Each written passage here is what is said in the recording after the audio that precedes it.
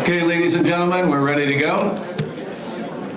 The salad has been staged on your tables, and we're going to get going with our program. So if you would please find your seats, we'd appreciate it. Is there anybody that doesn't have the right seat or doesn't have a seat? Because come yell at me, I'm the guy that does it. No?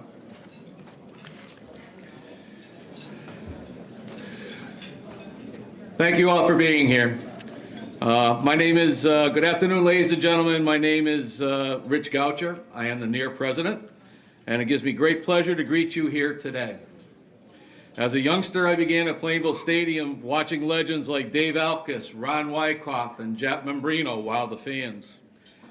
Later on, our brew crew owned and crewed modified tour cars and ended up racing and winning with my childhood idol, Reggie Ruggiero. Now I have been honored to lead this great organization into the future. On behalf of our members, thank you all for joining us as we induct the 2019 class of honorees into the Hall of Fame. Every one of us here are racing enthusiasts.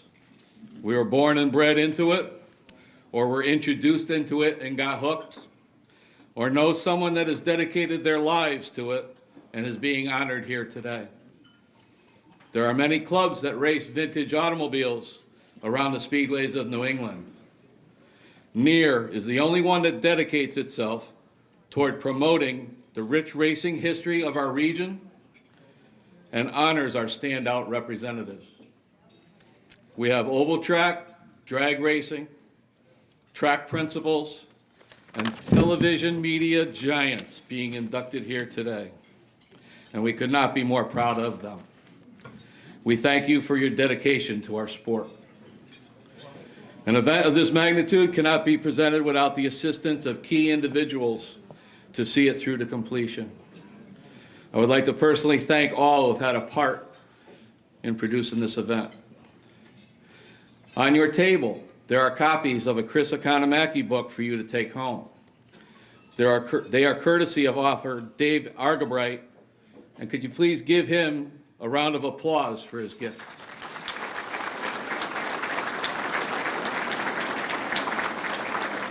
Thank you. Additional copies are available over by the NEAR t-shirt booth if you'd like to take one home. I'd like to thank Skip Matzek for making sure they arrived here safely and for distributing them.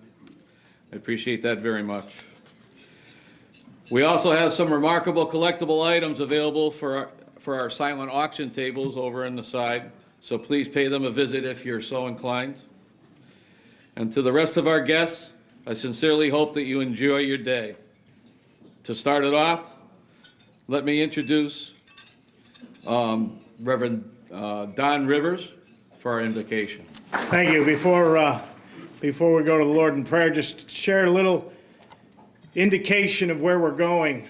I was in the pits down at Charlotte at the dirt track on Friday afternoon talking with a young gentleman that was amazed that I was old enough to have watched Richie Evans race.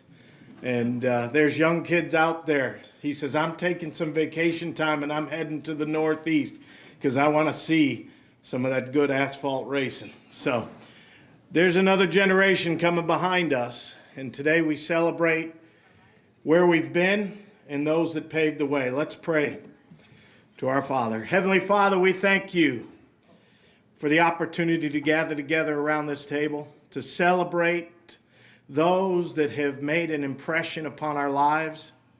Lord, we're thankful that we were born in an era that we could appreciate those that just sacrificed so much to entertain us.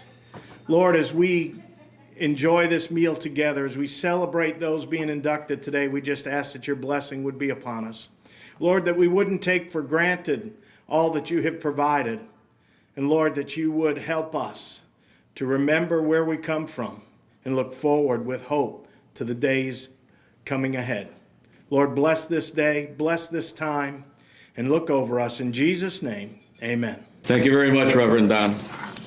And now, if you would all, those of you that are able, would you please stand as the voice of Seekonk Speedway, Kevin Boucher, would do our national anthem.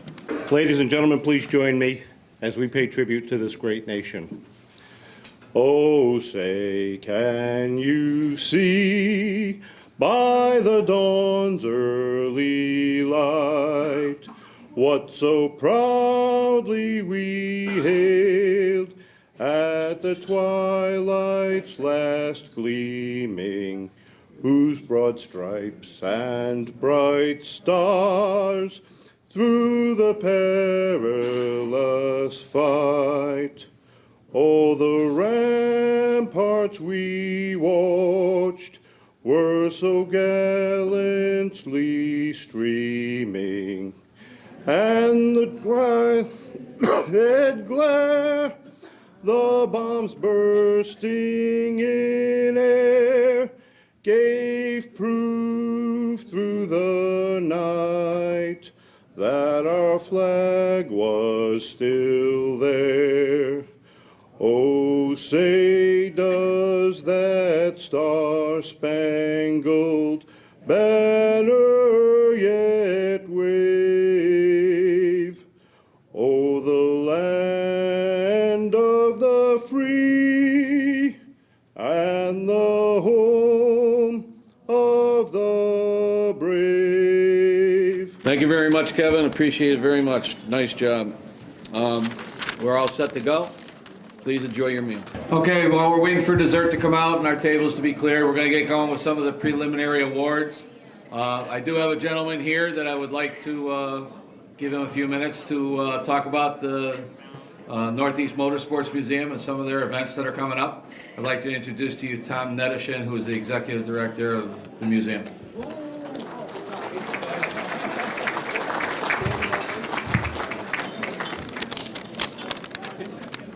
Hi everyone, how's it going? Just a few quick announcements for the upcoming happenings at the Northeast Motorsports Museum in Loudon, New Hampshire. We'll be hosting a holiday at the museum upcoming on December 8th from 12 p.m. to 4 p.m.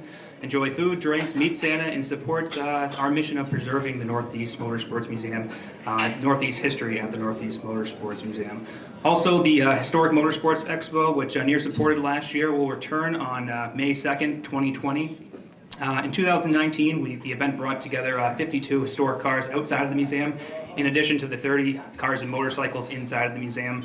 We're looking to bring this back and make it bigger and better next year, and hope to have even more support in 2020. The date will be always the first Saturday in May. Next year it will be May 2nd, 2020. And also in the works right now, we're in the preliminary stages of getting together, reviving the vintage celebration at the New Hampshire Motor Speedway. The museum actually will be in charge of the event. It will take place during the Full Throttle weekend, September 12th and 13th. It will be a two-day event on Saturday and Sunday, and we're in the beginning stages of forming this. We will be running it this year. The Northeast Motorsports Museum will be headlining it and running the event.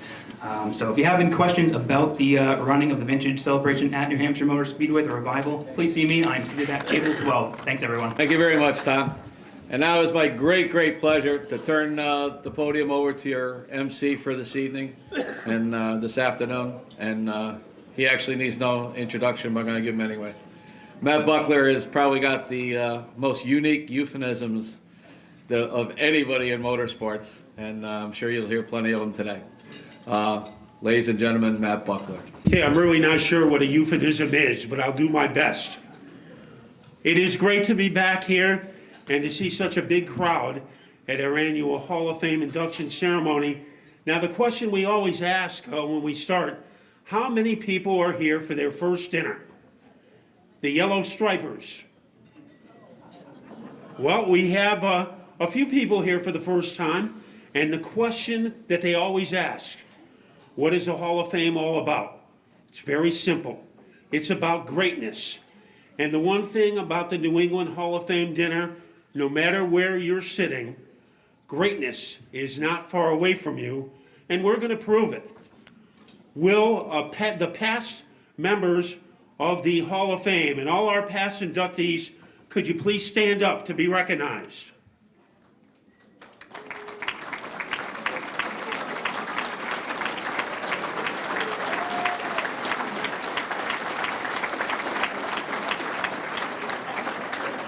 Now, there are two people in particular that we want to point out. One, there are legends in this sport. When you go through them. There's Bug Stevens, and then there's everybody else. A member of the first class in the New England Hall of Fame, Bug Stevens, on table 24.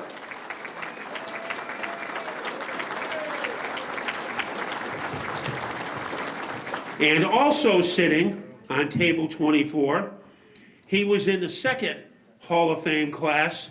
He had some tough health issues during the week, but he has come here to support the class of 2019. He was the only driver ever to win at least one race at every Connecticut track, Bill Greco, from the class of '99. So now let's get the party started. One of the oldest awards in the history of NEAR, the Murata Award, and to make the presentation, a Hall of Famer himself and one of the most prolific publishers in motorsports, Lou Boyd. Thank you, Matt. So how about that Frank Sinatra hat? Good work. Anywhere you go today, you hear about 3M, the enormous Fortune 500 company that emerged out of nowhere and now seems to do just about everything. And school kids for generations have grooved on tales of the Three Musketeers who fought for good causes with swords and muskets. But you know what? Right here in New England, we've had the coolest of all, the three racing M's. The late Russ Conway, Charlie Elliott, and Ken Smith. Quite famously, Russ the journalist was the mouth, Charlie the track builder was the muscle, and Kendall the banker was the money. It all began at a strike at Oscar Ridland's Pine Speedway back in 1965. Somehow, at that moment, a curious alliance formed between teenager Russ, late 20-something Kenny, and 50-year-old Charlie, each as different as a straight axle and a ball joint. A pit full of drivers, including Ollie Silva, Don McLaren, Eddie West, Paul Richardson, and Bentley Warren, left town to follow them on an adventure that lasted for over 4 decades. Along the way, they built and operated Star Speedway, rejuvenated Lee Raceway, and Hudson and Canaan Speedways. They loaded them with gutsy shows through their New England Supermodified Racing Association. They also went on the road. Phenomenally, they ran over 1,000 events, including more than 10,000 races at 33 tracks from Scrub Country up in Canada way down to the infamous Hialeah Speedway in Florida. Despite the drama and ferocity of the racing with those wild Nesma Supers, there was a real joy about their approach. There were big purses, minimum rules, and few hassles. Before racing at Canaan, I called Charlie to ask him if my car would be all right. "No problem, Lou," he thundered. "We have 2 rules. The driver has to be behind the engine, and the driver can't be drunk. But we are up here in northern New Hampshire, so sometimes we have to be a little bit lenient on that second one." In any case, after the checker, the typical Nesma pit would be awash with that Bud Light. So, as Russ would say, tell your friends. Although the Supers were their trademark, the 3 racing M's would feature just about anything. Snowmobiles to run what you brung. They knew everyone in racing. Curiously, among their most successful promotions were those incredible showdowns and champions when they brought and pioneered cup stars like Dale Earnhardt, Buddy Baker, Richard Petty, Ron Bouchard to race against the locals at places like Hudson, Lee, and Stafford. Russ, Charlie, and Kendall were all near Hall of Famers, certainly among the most productive of all our members. When Russ passed 2 months ago, it was the symbolic end of a great era, a kind of racing that we will never, ever see again. So, how about now a moment of silence as we honor their memories with the Frank Marotta Award.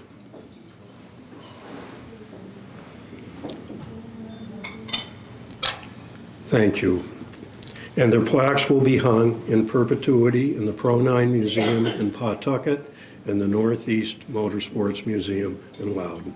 Thank you. During the past few years here at the Hall of Fame dinner, we've honored people in journalism with the Charlie Mitchell Jack Rada Award. And to make this year's presentation, he restores cars, and who better to tell us the winner of this year's award than Mark Alden. This year's award goes out to a guy who really, really deserves it. In racing, running a speedway, you need good announcing. And if you don't have good announcing to keep the people entertained, you have nothing. This year here, this award goes to one of the best, like being squeezed like toothpaste out of a tube, as he would say, Matt Buckler.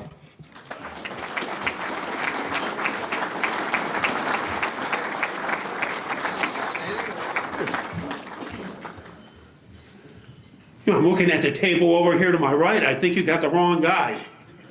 Thank you very much. And I'm working on the repertoire for next year, and hopefully it will meet to your approval. I'm all over the award like a white jumpsuit on an Elvis impersonator. A few years ago, one of the legends died. He was also a member of the first class in 1998, Ron Bouchard. To honor his memory, every year we make the presentation of the Ron Bouchard Award.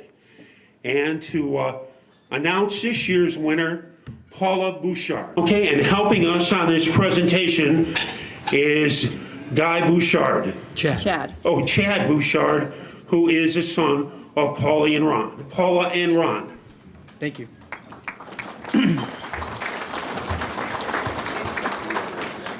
My father, Ron Bouchard, was a man who looked at everything with a very strong set of values. He always said that on the track he believed in racing hard, but in racing fairly. If the best he could finish was second or third after a fair fight, that was okay, and it was certainly better than an unfair victory. He had high standards when it came to what was acceptable and what was not. He also had high standards when it came to friendships. He enjoyed spending time with people who were genuine, sharing a laugh with people who were real. The recipient of this year's Ron Bouchard Memorial Award, his dear friend George Summers, shared the same values. Their friendship spanned 50 years. After both of them retired from racing, they became travel companions and golf partners. For them, every golf outing was the same. Each would accuse the other of cheating, and at the end of the day, they'd sit down in the clubhouse and unwind over a beer. They loved the competition, but they loved each other's company even more. That was the same way they went racing, right from the start. I'm sure most of you know the stories of my dad as a teenager at Seekonk, following George in every practice session, and how George would always help this newcomer. George always laughed when he remembered his car owner, Ken Curley, scolding him, "Listen, George, we're not running a driving school for that kid. You don't have to show him everything." I've learned from countless conversations that George was as fair with others as he was with my dad. Although his driving career lasted more than 25 years, and although he won track championships and feature races all over New England, he didn't seem to have an enemy in the sport. Fans admired him, and his fellow drivers respected him. I'm sure that this was a direct result of the style that earned him the nickname Gentleman George. In 1983, he accomplished something truly rare. He announced that he was planning to retire, and then won the last two races he ever ran, one at Oxford Plains in Maine, and the other right here in Connecticut at Thompson Speedway. In retirement, George has been inducted into a few different Hall of Fames, including this one back in 2000, and he has also received a long list of honors. We are pleased to add one more to that list. The Bouchard and Summers families have shared so many moments, happy and sad. It's nice to see members of both families here today as we pay tribute to a race well run and a life well lived. Just as George was, I know Maggie Summers is a friend to just about everyone here in this room. I'd like to ask her to come up and accept the award in George's name. I know that George would be very humble and truly grateful for this recognition, but more so for the recognition of Ron Boucher, Chad, and Paula. They were our second family, and this is a double honor for us. As the two families are here today, Paula, he called his little rosebud, and Chad. And Ronnie and George spent, I can't tell you how many times, vacations, everything. He was part of our family, and to receive this honor today, truly grateful for this great honor. Thank you. Crew that followed Ron Bouchard and George Summers around the golf course. It would have been the highest rated reality show of all time. It would have put Madhouse to shame. Our next award honors one of the, I think he was one of the founding fathers of NEAR. He certainly was one of its most charismatic characters. He got a lot of things done. He always had an opinion, and he was always looking for the best interest of NEAR. The Dan Pardee Award. And to make the presentation, this is his favorite day of the year, Pete Newsham. Thank you, Matt. I'm gonna cover this like a bandage on a mummy. And Vinny, this is what I look like without a hat or hair. Danny Pardee was not only a fixture in New England motorsports racing, but he was also the backbone behind NEAR and the Hall of Fame. This award is given out every year for people who dedicate to everything behind the scenes, for the preparation, so this goes off flawlessly, sometimes without a hiccup, but people always regain composure and we make it work. And it's also a time that we thank all the past veterans and the new inductees. We congratulate you. And this is an award this year goes out to somebody that I know has contacted every Hall of Famer, past and last year, this year, about t-shirt sizes, plaques, everything. It's somebody behind the scenes that has worked very hard, very diligent over the last few years to make sure this goes off flawlessly. And Danny would be very proud to have this person carry his name on since 2008. Ladies and gentlemen, this year's inductee, or the honoree of the Danny Pardee Award, is Mr. Paul Massey, past president. Thank you very much. There is something about the Hall of Fame that attracted me to NEAR many, many years ago. I'm certainly not a racer, although I do a pretty good job in the pits. If you need somebody to polish wheels, clean windshields, see me after the program and I'll give you my number and I gladly will do that. But that's all I do. I'm one of those persons since 1949 have been going to auto races, mostly in Connecticut, also Seekonk, and the tracks that closed in Massachusetts. Yes, I am one of those railbirds, one of those persons who buys a ticket, sits and enjoys the beautiful sport of auto racing. I think the coolest job in racing, though, is not doing windshields or wheels. I think the coolest job, I know there's some people here that have cool jobs in racing. I don't know where Mike Joy is, but he certainly has a cool job in racing, and there are a lot of people that do, including Matt Buckler. But I think the coolest job is the guy who stands on his flag stand and throws the green flag for the beginning of any feature race at any track. Or if they go to a drag race, at home as I see it, Mr. Doyle, when the Christmas tree drops down and it's a rush. It really, really is. I don't know what it is to go that fast. I have no clue. The last ticket I received was for talking on my cell phone. So I don't know how fast I was going, but fast enough that the policeman chased me for 5 miles before I stopped. Anyway, I don't know what that speed is like, but it's going to be absolutely awesome. Even the supers, when the supers race at Thompson, I am always amazed, just absolutely amazed by what they do. But however, NEAR is run 100% by volunteers. Yes, we have vendors, but we are all volunteers. No one does their job by themselves. And I know, speaking to all of you who have something to do with racing, there isn't an owner, a track owner, a car owner, or a driver who does it all by themselves. NEAR fits right in because we do not do anything by themselves, and of course that includes me. There are some people I want to thank, however. Certainly the boards of directors that I have worked with over the last 4 or 5 years, I really would like to thank them. The selection committee for the Hall of Fame, its chairperson, Pete Newsom, Mark Alden is vice chair, and Boucher also has a lot to do with conducting the business of selecting, which is really quite a process. They do one heck of a job. The writers of the plaques, now that might seem, we read it and say, well, somebody's going to do it. One of those persons from the Veterans Committee is Nick Tito, who's written the plaques, and Justin St. Louis from the great state of Vermont. I was in Vermont last year. We all know it's the Green Mountain State. The number plate, registration plates are green, and it says the Green Mountain State. I don't know if they got an identity crisis. I have no idea, but we have a lot of people from Vermont who come to this gathering and who are in the Hall of Fame. There's no doubt about it. Two other people that I would like to thank, and I'm going to just give a little report on Val Lasser. Val was stricken. Now, he had the job of putting the booklet together.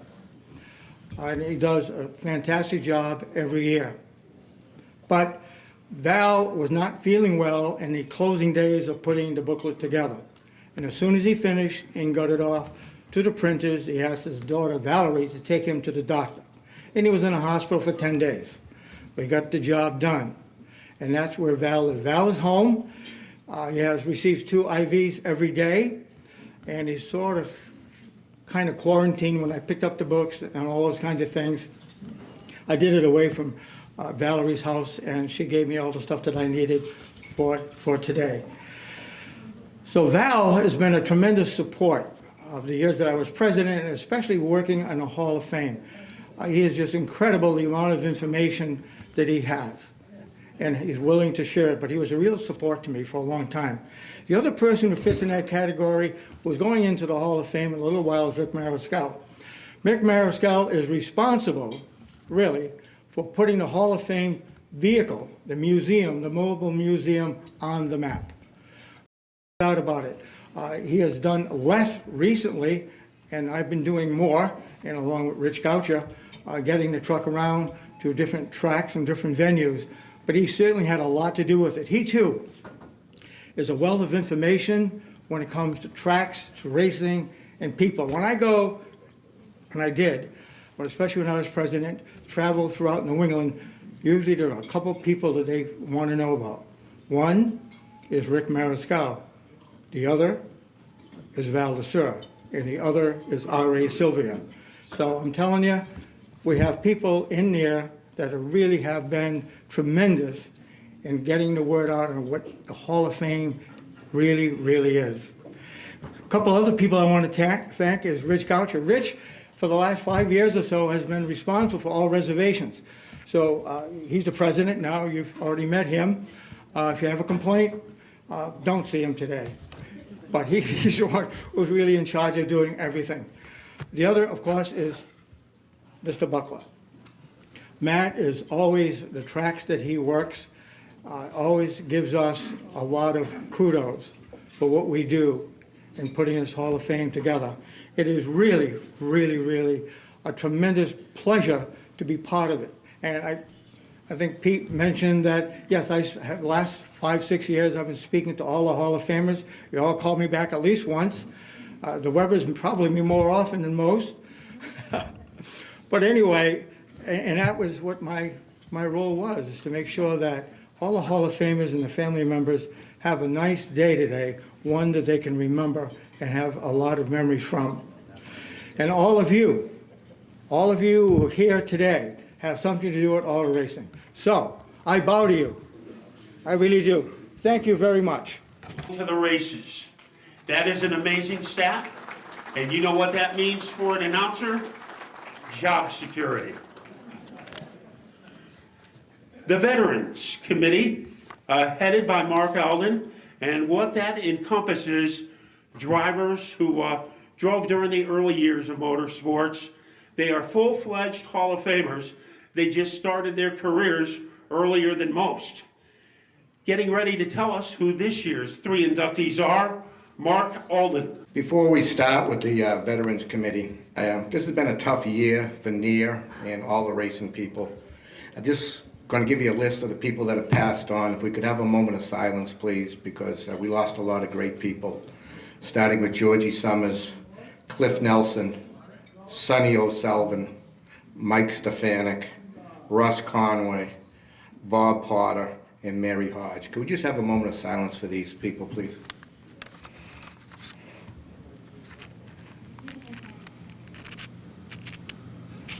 Okay, what a show we have today. What a feature lineup. Mike Joy, Vinnie Hu, Wayne Dion. I mean, this is unbelievable, these people, you know? Also, you know, we're here honoring the veterans, so to speak, but I have to give a shout out to a youngster who's done really well. Megan Fuller, a 5-time Stafford winner this year at Stafford. 17 years old. Who says the kids aren't interested in racing, okay? Okay, our first veteran is Dick Beauregard, a 2-time modified champion at New London Waterford Speed Bowl. His aggressive style won 64 races from 52 to 62 in the modifieds and non-Fords. The Norwich, Connecticut driver won at Plainfield Stadium. He drove the Black Panther #1 and the Bill Congdon #76. His final season saw 14 wins, driving the Kinzel #53 to the title. He passed away in 2011, and Dick Beauregard is now in New England Racers Hall of Fame.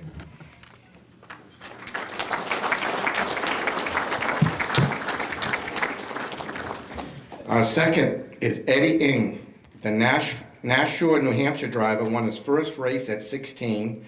A professional driver, he finished 10th in the inaugural stock car race at Daytona Beach in 1936. He swept the 1938 Midget and Stock Car Championships in Florida. He found his home racing midgets and returned to New England for 1939. He won the 1939 Mid-Season Championship at Fall River, plus the 1930 New England Midget Racing Association. In 1940, Yankee Midget Racing Championship. He was victorious at Athol, Fall River, Pines, and Riverside Park, Sturbridge, and Topsfield. He later worked as a flagman, and he passed away in 1952.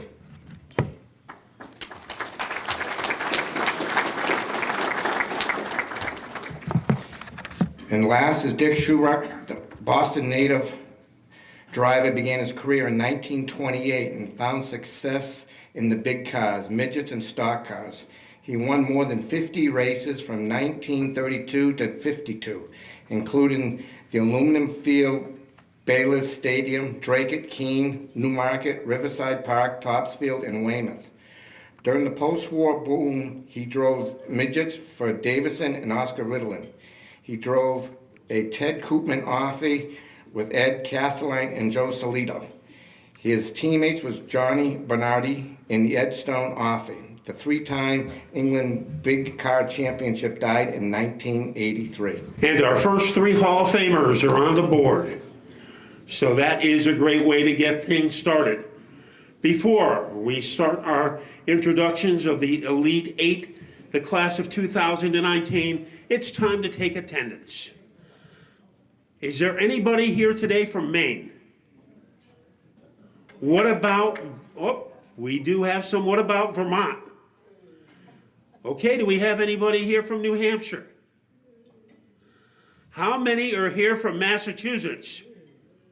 Well, a big contingent from the Bay State. What about Rhode Island? How many people do we have here? Half of the building is from Rhode Island. What about the home team? How many are from Connecticut? Boy, I think Rhode Island won that battle. And how many people can't wait for this to go over so they can go down south for warmer weather and lower taxes?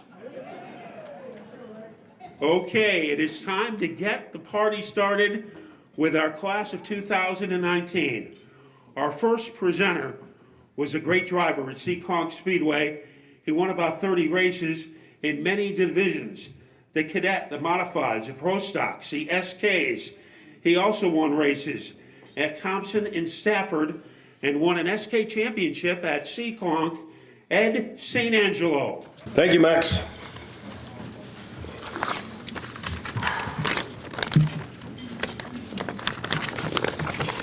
I'm going to try to jam about 40 years in 5 minutes here, if I could. I'm proud to be able to introduce a guy I've been friends with for about 40 years. He's a husband, a father, a provider, a businessman, as well as a racer. That guy is Vinny Anarumo. A lot has happened in those 40 years, and I'll be going over his accomplishments, as well as what I might consider his entrepreneur skills. And in speaking of those skills, I had to check with the powers to be here to make sure that nothing I said could get him uninducted. His career has spanned about 40 years. He started as a car owner in a B division at Seekonk in 1969, and he jumped into the driver's seat in 1972. 1 year later, he was the Class B division champion. In 1974, Vinny joined the modified ranks at Seekonk. He competed in that division through 1978. Now, he didn't just stick around Seekonk. He ventured out to many other New England tracks. In the '79 season, he raced at Stafford Motor Speedway, where he was named Rookie of the Year. Then came 1983, big year. That was the year of the name change. It's no longer Vinny Anarumo, that nobody could say that last name. It's now Vinny Who. A name that has stuck forever, and for some that might not know, that name was given to him by the multi-time modified champion, the late Richie Evans. It all came about during a 100-lap event at Seekonk Speedway.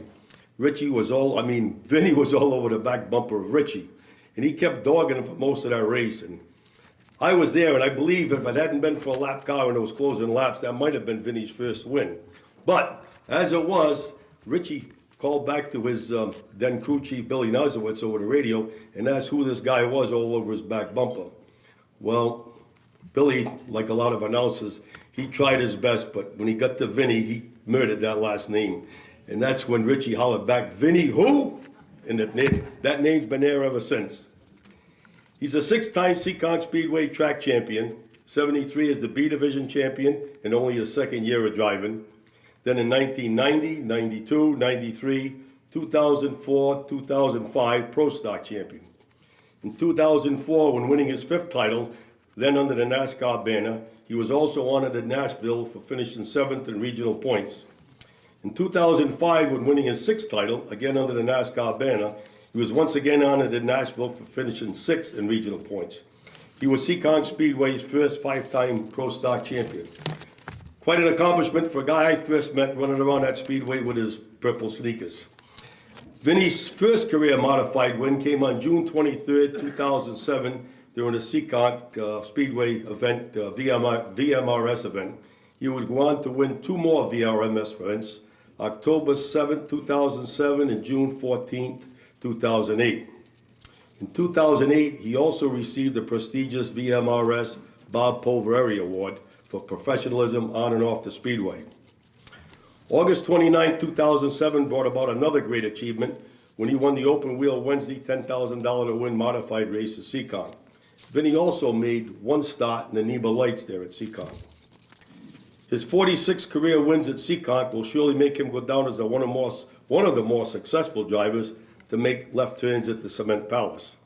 Adding to his credit, in 2018, he was inducted to the Seekonk Speedway Wall of Fame, an award so truly deserved for all his years racing, supporting, and representing the track he considers home in a highly professional manner.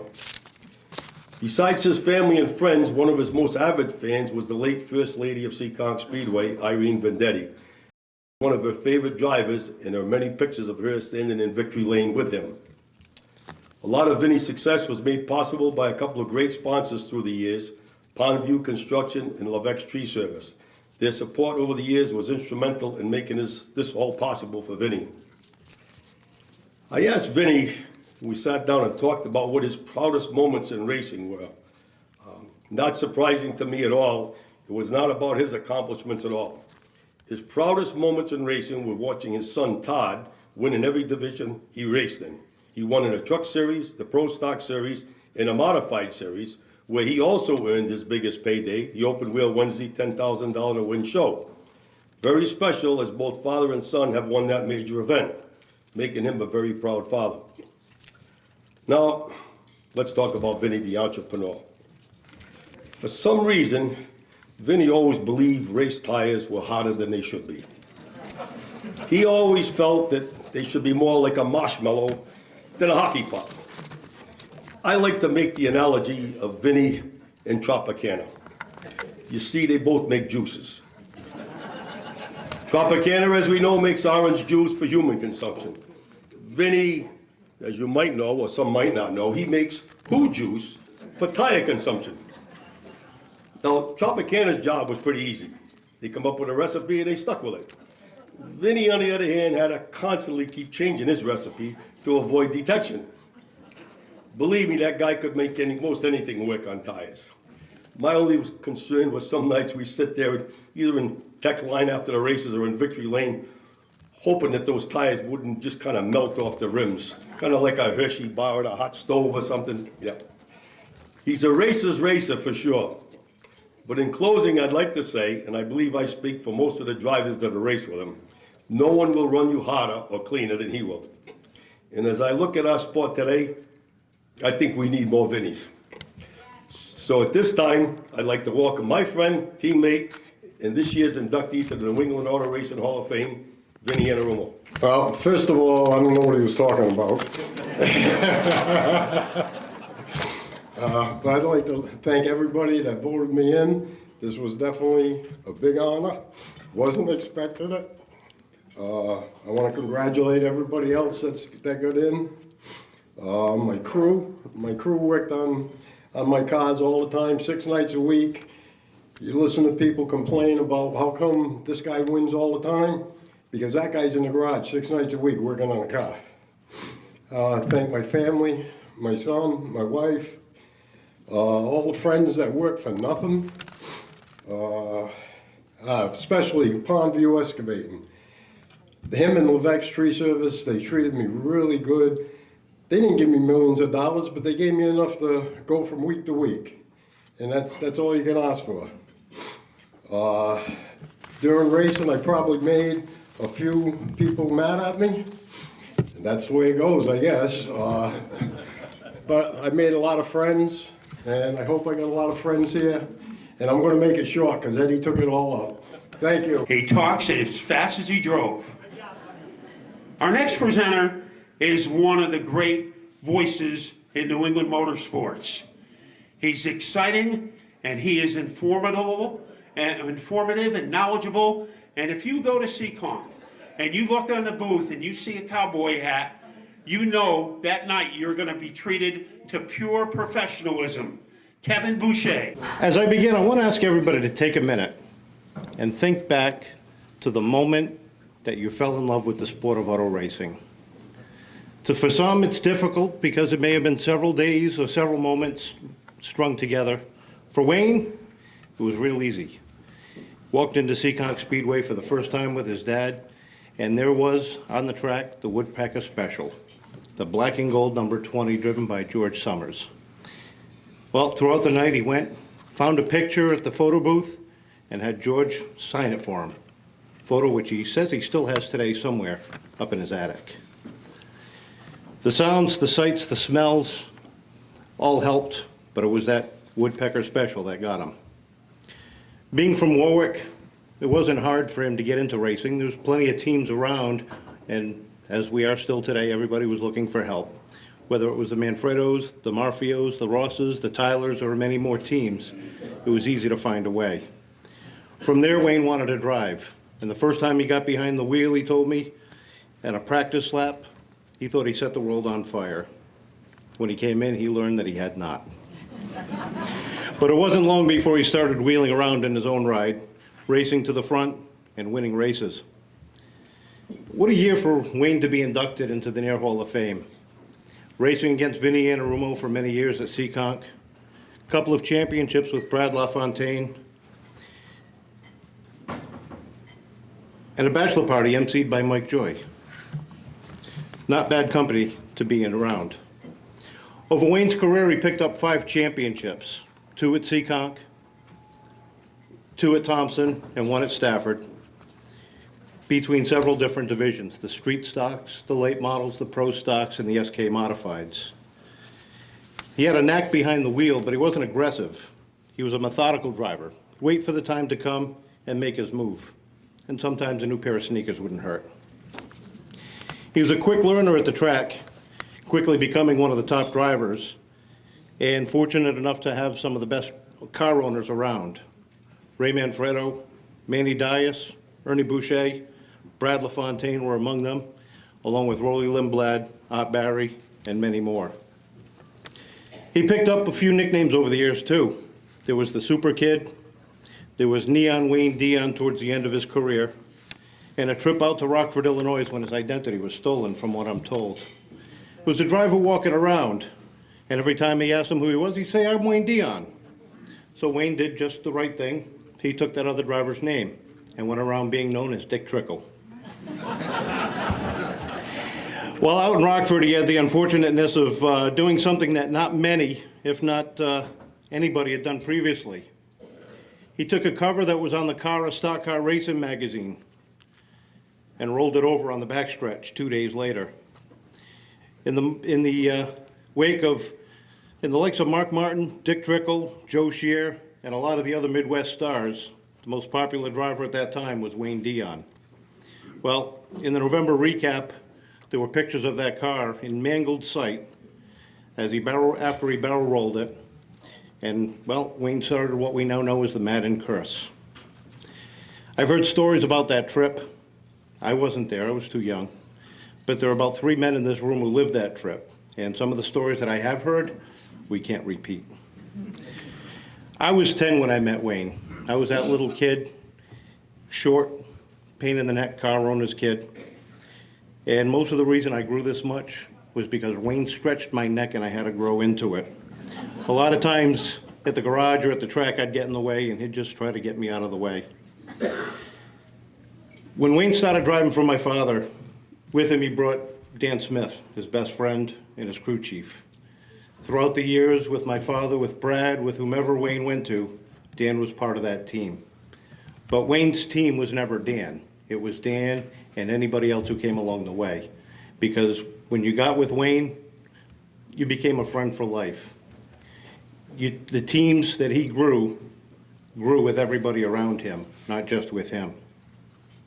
He was a popular driver wherever he competed, whether it was Seekonk, Thompson, Stafford, or even going up to Oxford Plains or Hudson and competing. The fans all knew who he was, and the drivers knew to look out for him as a top competitor.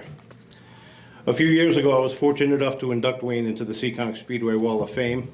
Before I get to this, Wayne, I do have another honor. The City of Warwick with a proclamation for you today to go along with your induction into the New England Auto Racing Hall of Fame. Ladies and gentlemen, Wayne Dion. I wrote a speech this morning at 5 o'clock, and I don't think I'm going to be able to read it because it's a mess. But I'd just like to say that when I started off, like Kevin was saying, my dad took me when I was about 9 years old, and I saw the Georgie Summers. I just fell in love with racing, and I couldn't get enough of it. I started working on race cars when I was 13 years old, and we had some of the greatest drivers around: Bobby Sprague, Freddie Estelle, and the kid from Fitchburg, Mass, Ronnie Boucher. And after that, I had no intentions whatsoever of wanting to be a driver. I just figured someday I'd keep working on cars and maybe I'd be a car owner. Then the time came, I was 24 years old, and somebody talked me into building the street stock. That was probably the greatest time I ever had. We missed 2 or 3 weeks of building the car. Season had already started, and we ended up winning 5 races and the championship. So that was the start of my career. Then we moved on, moving up the ranks. I went right from street stocks. Georgie Summers convinced Anthony Vendetti to let me run a modified, from street stocks to modifieds. Way too much to accomplish at having a little baby and making $50 a week to spend. So I figured that was it. But as time went on, I got better rides, championships. Ernie Boucher, I just want to thank him for helping us so much. Great cars, great team. We went on to leave Seacon and run a modified at Thompson Stafford. Won a lot of races, had a lot of fun. Then Brad LaFontaine, excuse me. Then I ended up driving for Brad, again, winning a lot of races. I want to thank Brad. He's the only owner that I've ever driven for that fired me twice.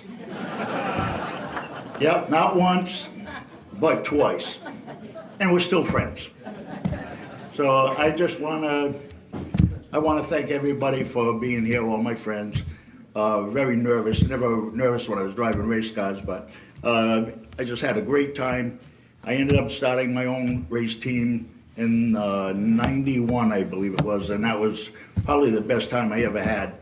After Brad and I, we parted, that's when I decided to start my own team, and it was the greatest thing that ever happened to me. A bunch of great guys, bunch of misfits, and we just went on, we worked hard, won, I don't know, we won so many races in 1 year that they started changing rules around just so we couldn't win anymore, but that's neither here nor there. It just, we had a great time, we loved it, and to this day, it's best thing that ever happened to me. One more thing.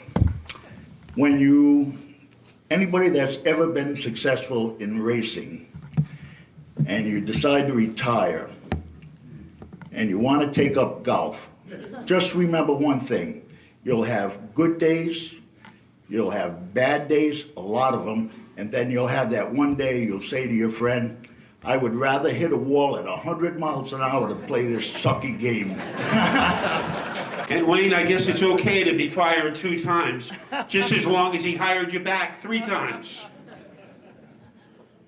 Our next presenter started his passion for racing not too far from him, not too far from here. He was a member of the class of 1960 at Manchester High School, where he spent more time at the local garage than he did in the classroom. But how did he do? Great publisher, great driver, great announcer. He has done it all. There are almost 3 Dick Berggrens. We're going to meet one of them today. Dick Berggren. You always know a heads-up show when you get to the microphone and there's a spare battery right there. Well done, whoever thought of that. 82-year-old Jack Doyle is one of the most significant figures in the history of New England Dragway. He played a key role in the development of the sport and the creation of the dragway, the construction of which he oversaw. He was the guy on the ground pointing at the bulldozers when they were trying to figure out where they should have been pushing dirt. Doyle served as New England Dragway's general manager from its beginning in 1965 until 1976. He built and he drove successful drag cars. A profoundly modest man, Jack seems to be incapable of pronouncing a simple word, I. It's always we when it's Jack. As a young man, Doyle joined 2 Lynn-based hot rod clubs, the Road Aces and the High Winders, while attending St. John's Prep School in Danvers, Mass. Car clubs were the foundation for the creation, development, and popularization of drag racing. Here in New England, car club members, including Doyle, formed the New England Hot Rod Council, whose purpose was the coordination and helping to grow the hot rod movement.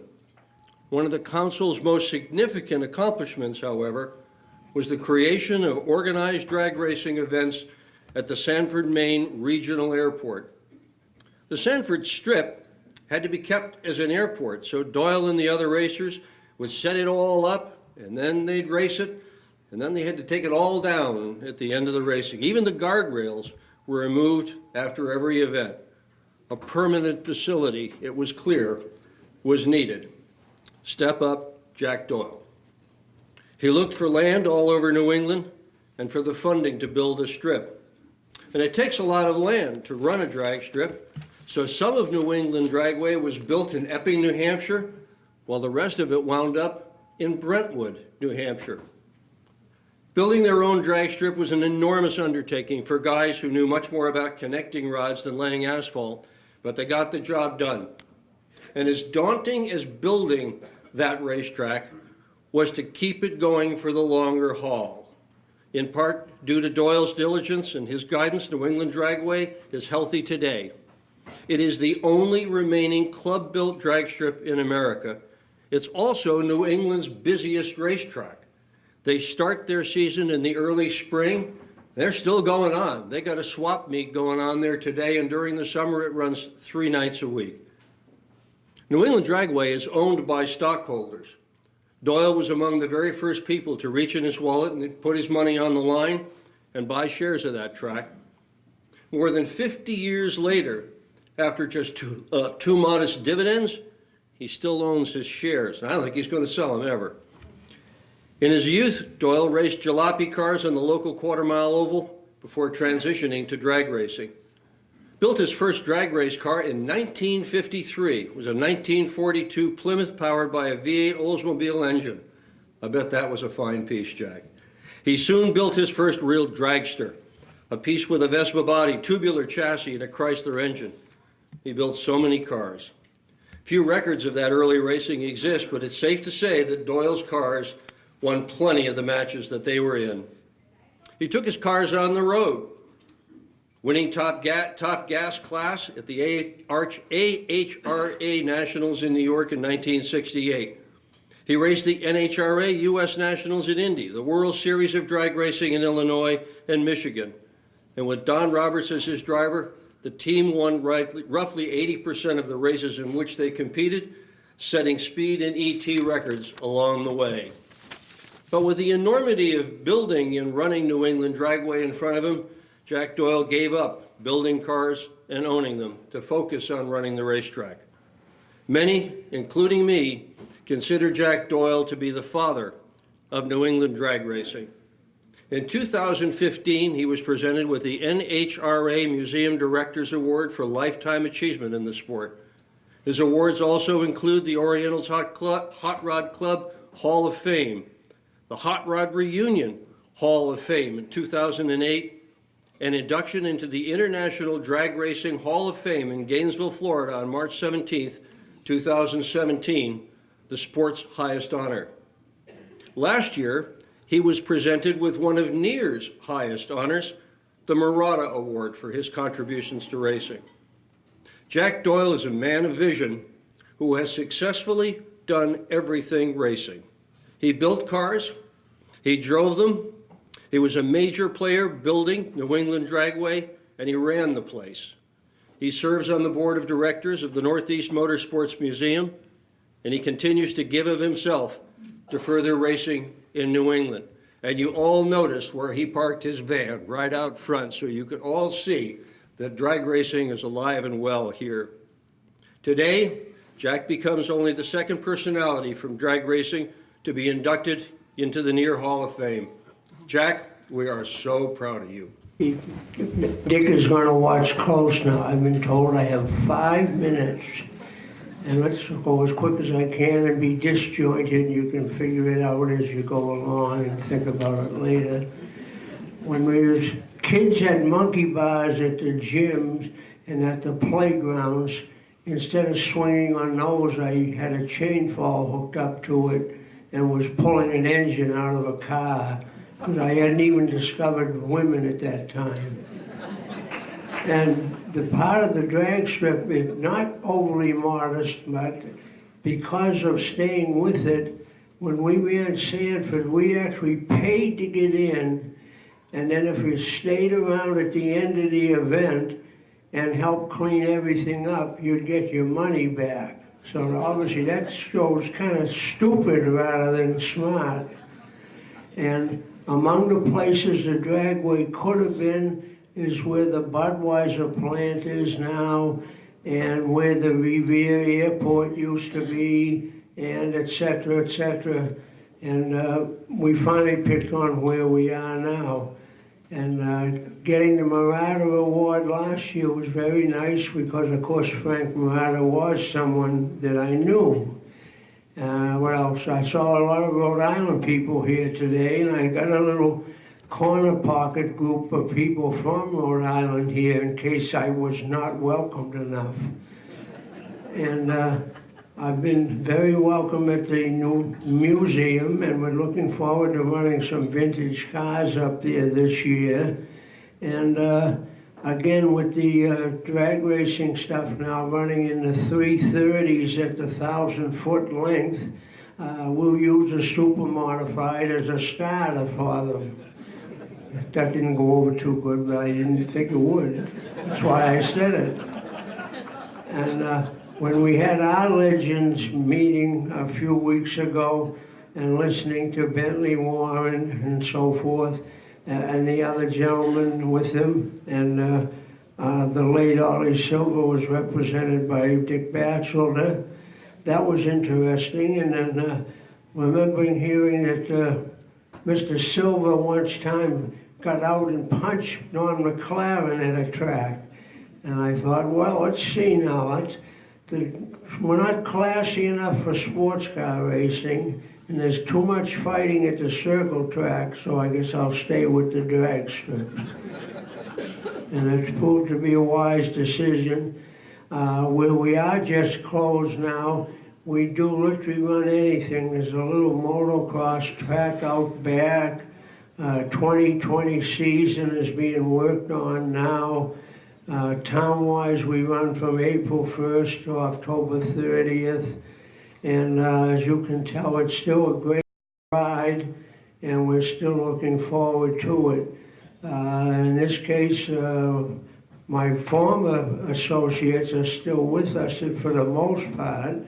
When we were kids laying the deal out, if you wanted to sell your stock in the place, you had to sell it back to the company. You couldn't sell it to the general public. So we were smart enough to be not as dumb as we all looked at the time. And everything that's going on, nobody's given me the hook yet, so I'll keep going. We really enjoy it. We're all in the same, I use the term the same church, we're just in different pews. And of course I knew Charlie Elliott very well. Both tracks were being built about the same time, and if I'd throw it away, Charlie would use it. And they used to stop their racing so they could watch our fireworks show for nothing. I thought that we should have billed them for that. And then, of course, the Weber family took over after that, and hopefully that will continue on into the next generation as well. And I'm glad to see some of them there today as well. And it's just been a great ride. I have actively raced at West Peabody and the Pines and probably Medford Bowl. And I hung around Frank Litwin, whose name don't ever seem to come up around with his dynamite specials.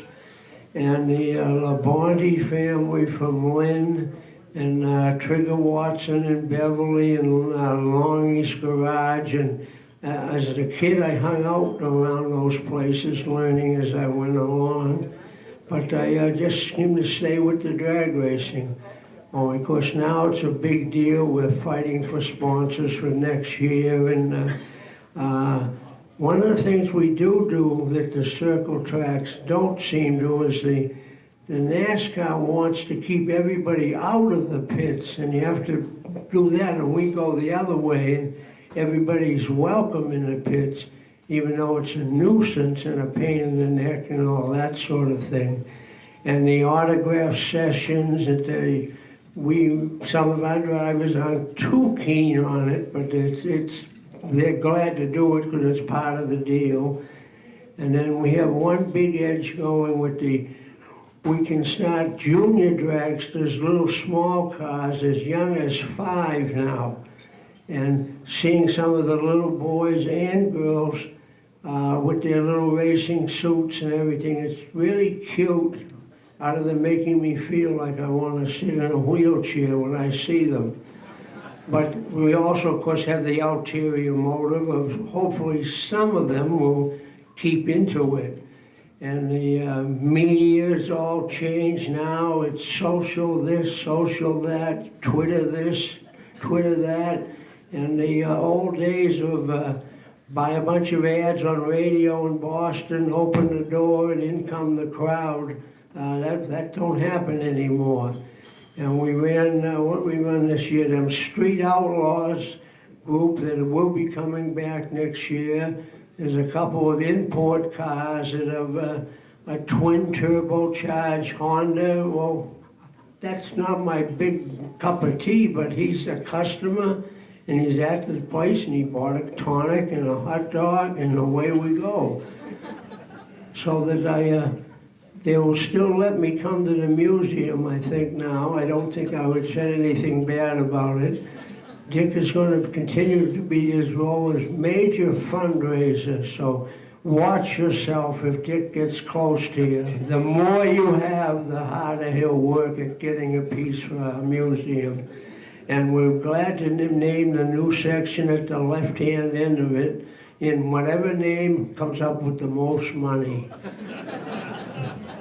True, but not too smooth in talking.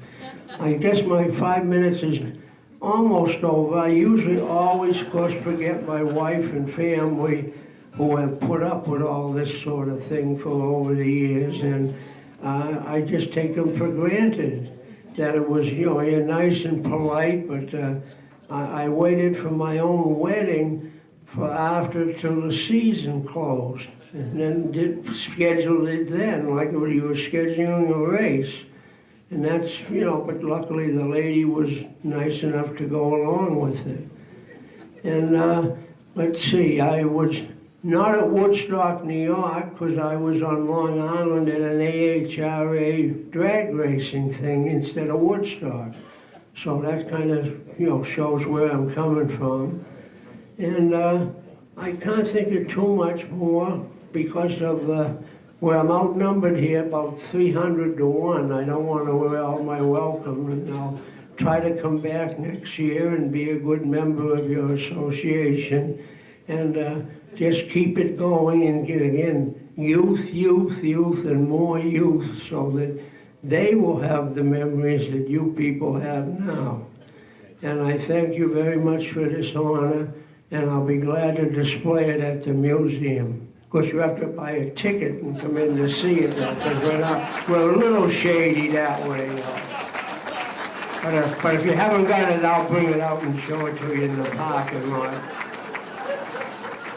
Thank you all very much for this honor. God bless you all, and thank the veterans for tomorrow. Nobody can use words better than he can. He's wrote books about the heroes: Bugsy, Eddie, Richie, Parnelli Jones. But I think his best writing is when he writes about his romance with motorsports that started at the short tracks like Plainville Stadium. And nobody captures that atmosphere better than our next presenter, Bones Boucher. Thank you, Matt. I've always had a soft spot for the people that you might call the lifers in this sport. Those who attack racing is not only a passion, but a profession. It's not the easiest way to pay the bills, and it never has been. But it's a special thing to discover early on exactly what you want to pursue. And what an amazing gift when it turns out that you're really good at it.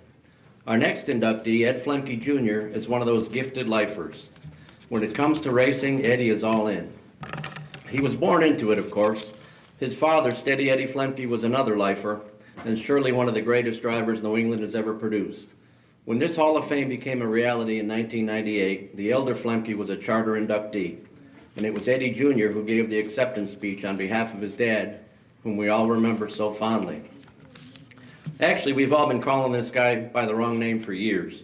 Technically, Eddie Jr. isn't a junior at all, because he and his father had different middle names. But when you grow up in the paternal shadow cast by one of the all-time greats, and you share the same first and last names, you are destined to be called Junior forever. That's just the way it goes. It's a lot to live up to, yes, but it's also a name that today's inductee has carried with pride. This Eddie has been a little bit of everything. Many of us saw him first as a young driver of a modified coupe. Then came a short hiatus from driving while he turned wrenches in the last few seasons of his dad's career. When the younger Flemke returned to the cockpit, he raced successfully for the next 25 years.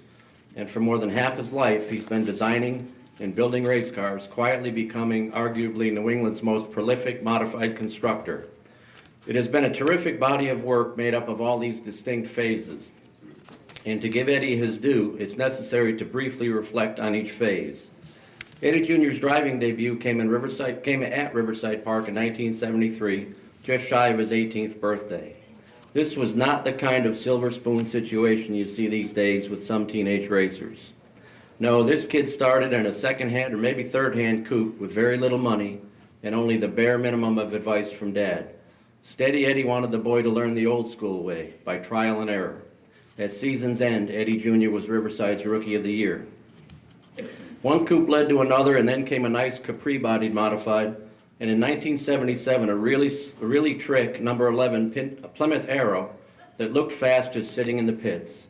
In hindsight, it was that car that offered an early glimpse of this guy's fabricating skills. Its sister car, similar in design, built by he and his father, ended up as a low, sleek maroon and white Pinto, the Manchester Sand and Gravel number 10. That Pinto is a big part of Eddie Jr.'s story. See, it was in this period that a little at a time he put his own racing career on hold. It was an instinctive, selfless act, a son wanting to help his father. And in September of that 1977 season, when Steady Eddie and that maroon and white Pinto won both Stafford's Labor Day 200 and the Thompson 300, right beside him in victory lane stood one very proud son. No one in those days cared about lofty titles like crew chief or chief mechanic, but either one would have fit the role Eddie Jr. was playing. And consider this, those two victories in a 3-week period would have been a high water career mark for most mechanics. In Eddie Jr.'s case, that accomplishment is overlooked, almost overlooked. It represents just a small piece in that larger body of work. Life, I suppose, is like the oval tracks we all love. Things tend to circle around. And in the mid-'80s, Eddie got back behind the wheel and his driving career really began to gel.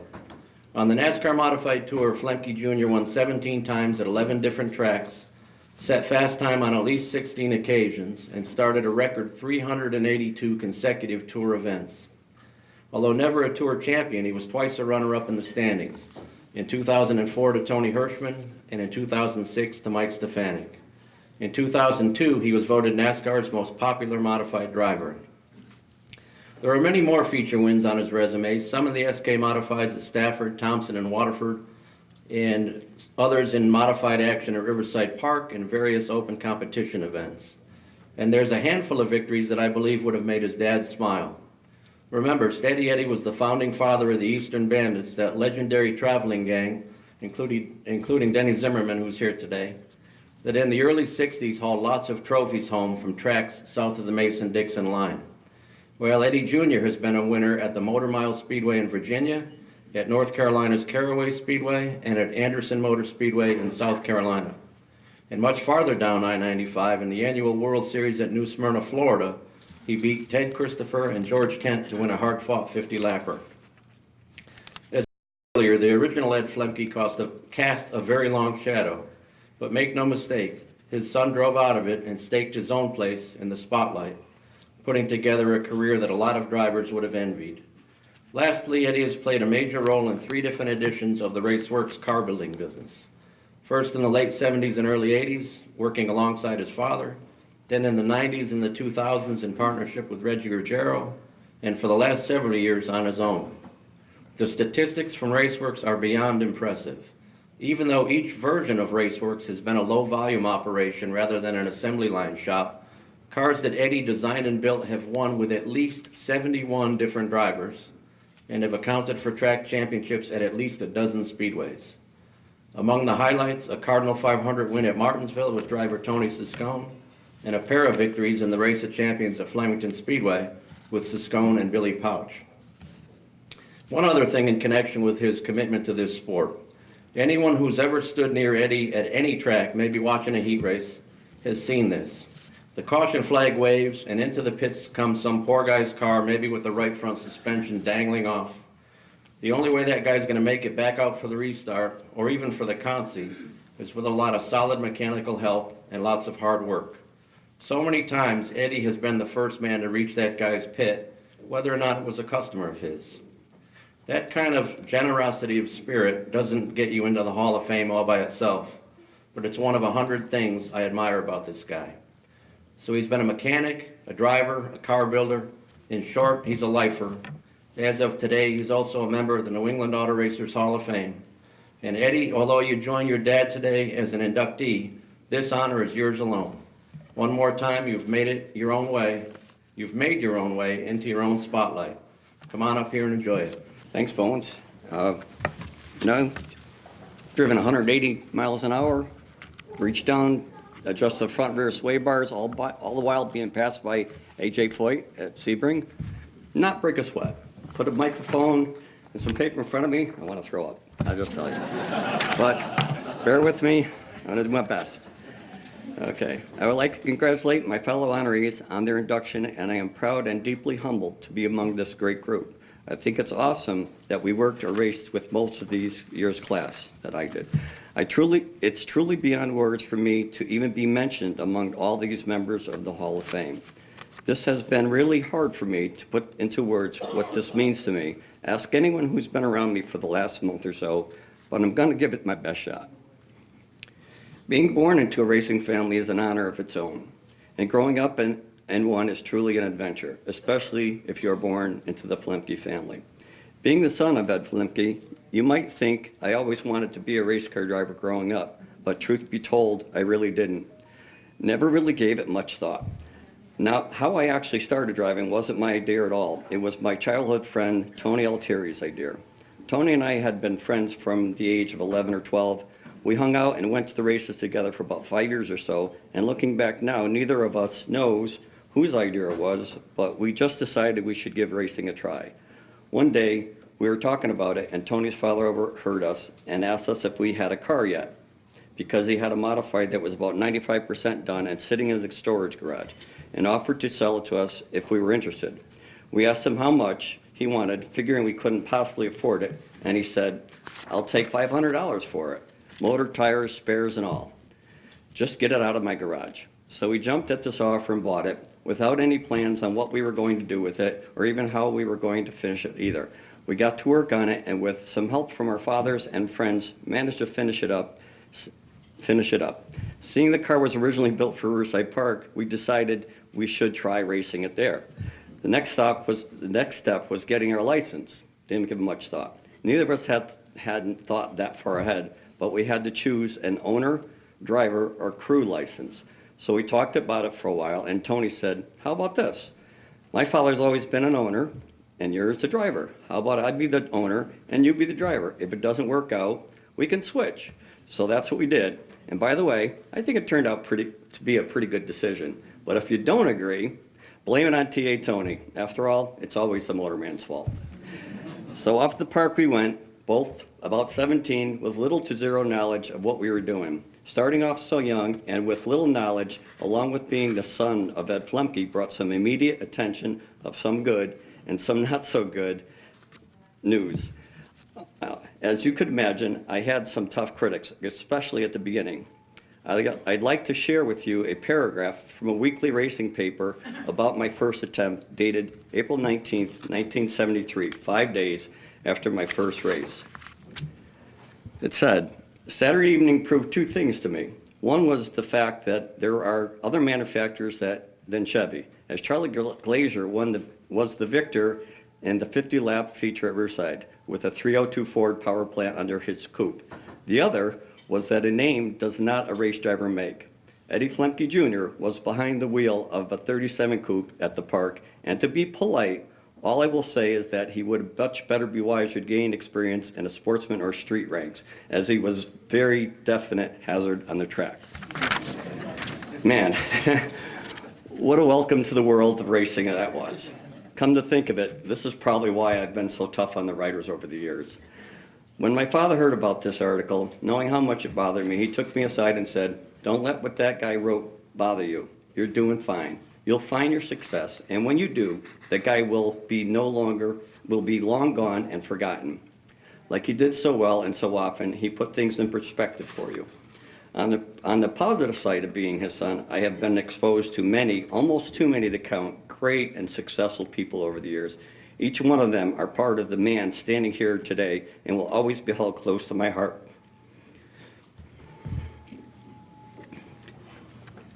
Being exposed to these influences made me aware of many things. One of them being, if you want to stand out in this world, you're going to have to be willing to stand up. Stand up for what you believe and what you are trying to accomplish. I'd like to take this opportunity to mention a number of them. Bear with me. Rich and Ray Garuti, Don Moon, John Steiger, Al Lango, Bobby Judkins, Rolly Lindblad, Hop Harrington, Denny Zimmerman, Pete Hamilton, Ray Stonka, Skip Matsack, Bobby V, Bobby Cuneo, Ron Bouchard, Tony Ferrante, and Dick Barney. These individuals gave me the appetite and courage to build my own cars, which led me to build them for a living. Which brings me to my customers that put the hard-earned money and faith in me. I want to thank you. Thank you from the bottom of my heart. Looking back over the years, I'm amazed of the successes we've had. Even though we were outnumbered most of the times, we had some amazing times together, and I'm looking forward to more in the future. Speaking of being outnumbered, one year at Martinsville, Bones mentioned, Dick Barney with Tony Siscone driving had the only Raceworks car in the field, prompting someone to call our car Brand X. Later that day, as we were celebrating our win in Victory Lane, Dick Barney said with that great big smile, "How do you think they all feel now, getting their butts kicked by the Brand X car?" That was a great day for sure. To my car owners and team members, Tony Altieri, Dean and Patty Palmer, John Hummel and our guys from Team 11, Brian and Chris of RNC Auto Body, Jim Gallant, Sandra, David and Roger Hill, Gary and Pat Tito, Don, Shelley, and Christy King, and the many other owners who have trusted me with their equipment, thank you. I hope you've enjoyed our times together as much as I have. To all the people that have been by my side at the shops from early days of Manchester and East Hartford era, some are even here today, Jet, Doug, the Asklars, the Matigues, the Quattropatis, the Hodges, John McClure, and the Lawlers, and the later Berlin location, the Reg, Jesse, Big Tony, Margaret, George Lombardo, Roger, Big Rick, Bob, Joe, and of course Lucas. Thank you all for keeping me company and all that you've done for me. 3 special women I would like to mention. Debbie Moss, you all know, my stepmom Carolyn, who is here today with us celebrating, and my sister Paula. There are no words I could put together that describes what you mean to me. My brothers and sisters, Lori, Timmy, Kenny, and Christy, thank you, your love and support. And Chris, for your love and support. And Chris, I'm excited to see what the future holds for us. Thank you all for standing by my side and letting me be me. So hopefully, without getting too emotional, here we go, I would like to share this with you. At the end of last year's induction ceremony, I went to congratulate Mike Stefanik on his induction and promised to him to keep pushing to get him into the NASCAR Hall of Fame. He was very appreciative, and as usual, he turned the attention away from himself and said, "You know, you should be here today too." I said, "Thanks, Mike. I sure hope so, maybe someday, but today is your day. We can talk about me when it's my day, but today it's yours. Unfortunately, I won't be able to have that conversation. I wish I could, along with the others who are no longer with us, especially my mother and father, my stepdad, Paul Bowen, Pete, Kenny, Jeffrey, Teddy, and Bob Potter. Just a few I wish were still with us, and I miss so much. I'm going to close with a little life lesson story I hold close to my heart that Bones mentioned earlier. The first time I stepped into a race car, my father gave me a bit of advice. I'd like to share that with you, especially the young people here. After 2 quick sessions of maybe 5 or 6 laps, my father walked out to the inner edge of the infield and called me back in. Imagine that happening today. Okay. I pulled in and he walked over and sat on the driver's side nerve bar, reached in, grabbed my left arm, which by the way, told me years later that he did that to get the sense of other drivers' stress level he was racing with. As he held my arm, he said, "I've got to go now." He looked straight at me and said, "Just remember one thing, kid, the only one you have to impress is yourself." He patted me on the arm one more time and walked away. I'm proud to say I have used these words many times over the years with many young drivers, most recently with a young lady, Nikki Shambrello. So after 46 years of living and sharing this advice, I think I can finally say, well, Dad, I'm impressed, but I'm not done yet. Thank you once again to the members of NEAR, everyone who makes this event possible, and everyone who believed in me. It's truly an honor beyond these words. Thank you. And Ed was talking about the bad press that he received early in his career, and that only proves one thing. They even had fake news back in 1973.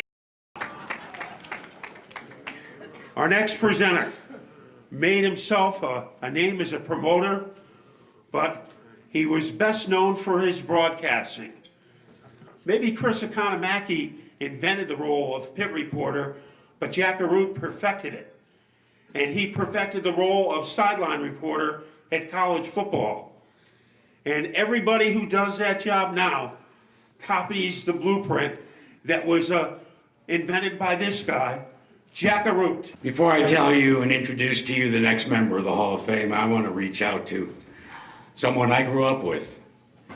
Eddie, you maybe were shaken up here and this microphone intimidated the crap out of you, but you knocked it out of the park.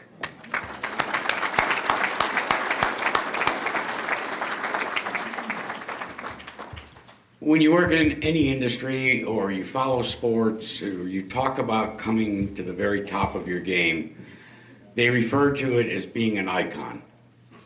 In sports, there's a bunch of icons that are identified with particular sports. Vin Scully in baseball, Keith Jackson, Nelly in college football. In auto racing, Ken Squire. Icons do more than just work at the top of their game. Icons provide inspiration for folks who want to follow in their footsteps and when they're young, aren't sure if they'll ever be able to do that. So in addition to being at the top of the game, they provide that inspiration.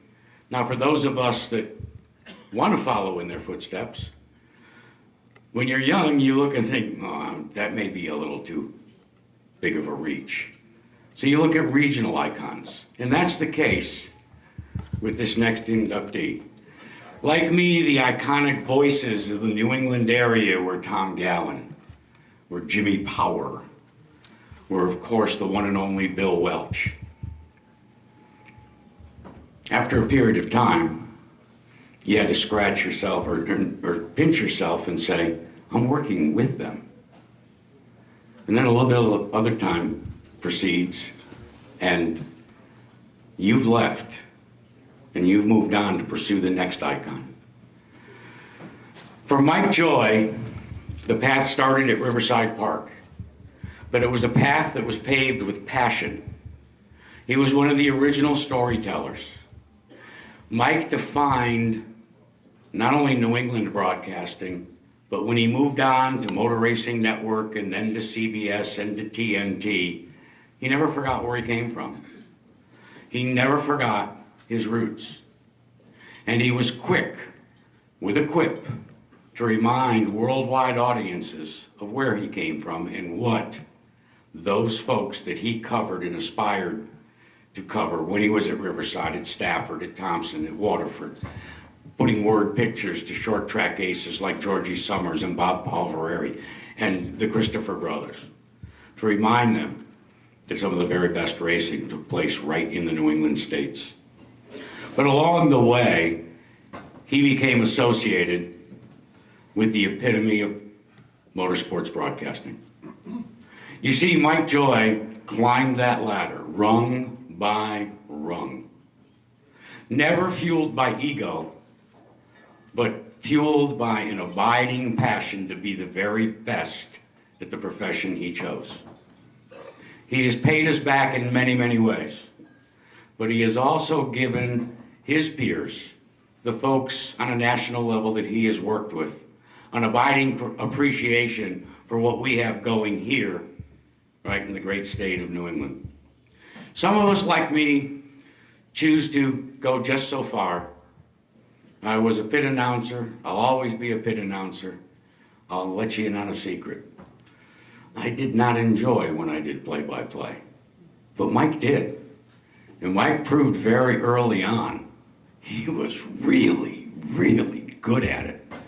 Now I want to ask you just to picture this for just a second. For almost 20 years, Mike Joy was commissioned with the role of being the gatekeeper for Darrell Waltrip. Just imagine that for a second. And in between, they've thrown another cast of characters in there, where it was wild and wacky Jeff Hammond or a Larry McReynolds whose face was buried in the latest stats. But there was always a calming tone. If it was tragedy, Mike Joy was the one that delivered us the message with dignity and class. If it was excitement, Mike Joy was the one that didn't oversell it, but let that excitement just flow over you. I'm proud to be inducting Mike Joy into this Hall of Fame, but I forgot my phone because there's somebody special wanted to send you a message. Give me 1 minute. In Victory Lane at Daytona in 1989, and so he's been around way before that, and he's certainly been around ever since then. But Mike is like the steadying force.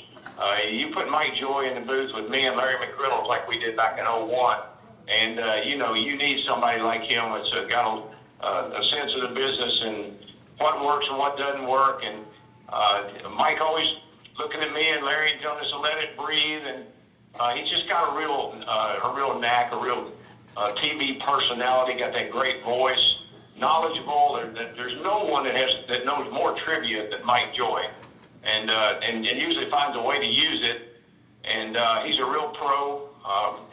I believe Ken Squire will always be, our friend and somebody we all love and think a lot of. But Mike Joy is right in the same class with Ken Squire, Barney Hall, all those great voices, all those knowledgeable people, all those people that have dedicated their life to this sport and done a great job of covering it for many, many years, whether it was in the pits or in the booth.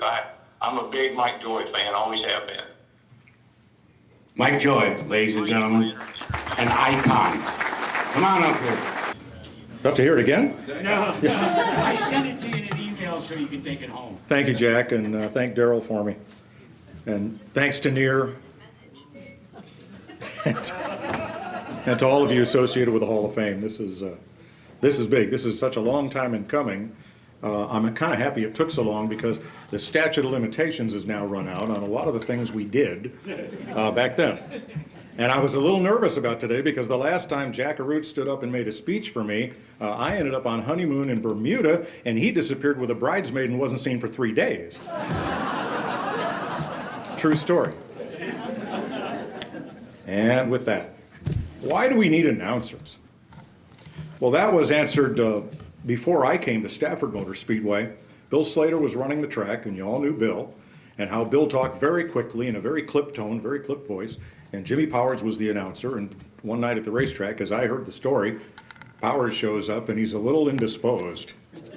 Can't go on the microphone, so Slater goes up to the booth and takes the microphone in hand as the first heat comes to turn 4, and he goes, there's Bugsy Stevens, and there's Freddie DeCero, and there's Leo Cleary, and there's Georgie Summers, and here they come in green flag. Look at them sumbitches go!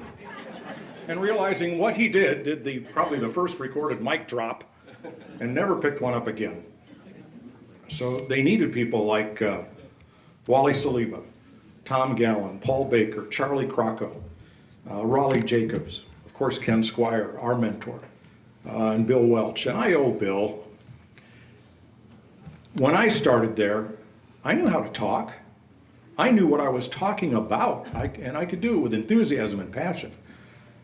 I hadn't learned how to listen. And had I listened better, I could have learned so much about what Bill Welch thought were the glory days of auto racing. For me, the glory days were the early and mid-'70s. When we transitioned in the modifieds from straight axle, split spring Flemke front ends to independent suspension.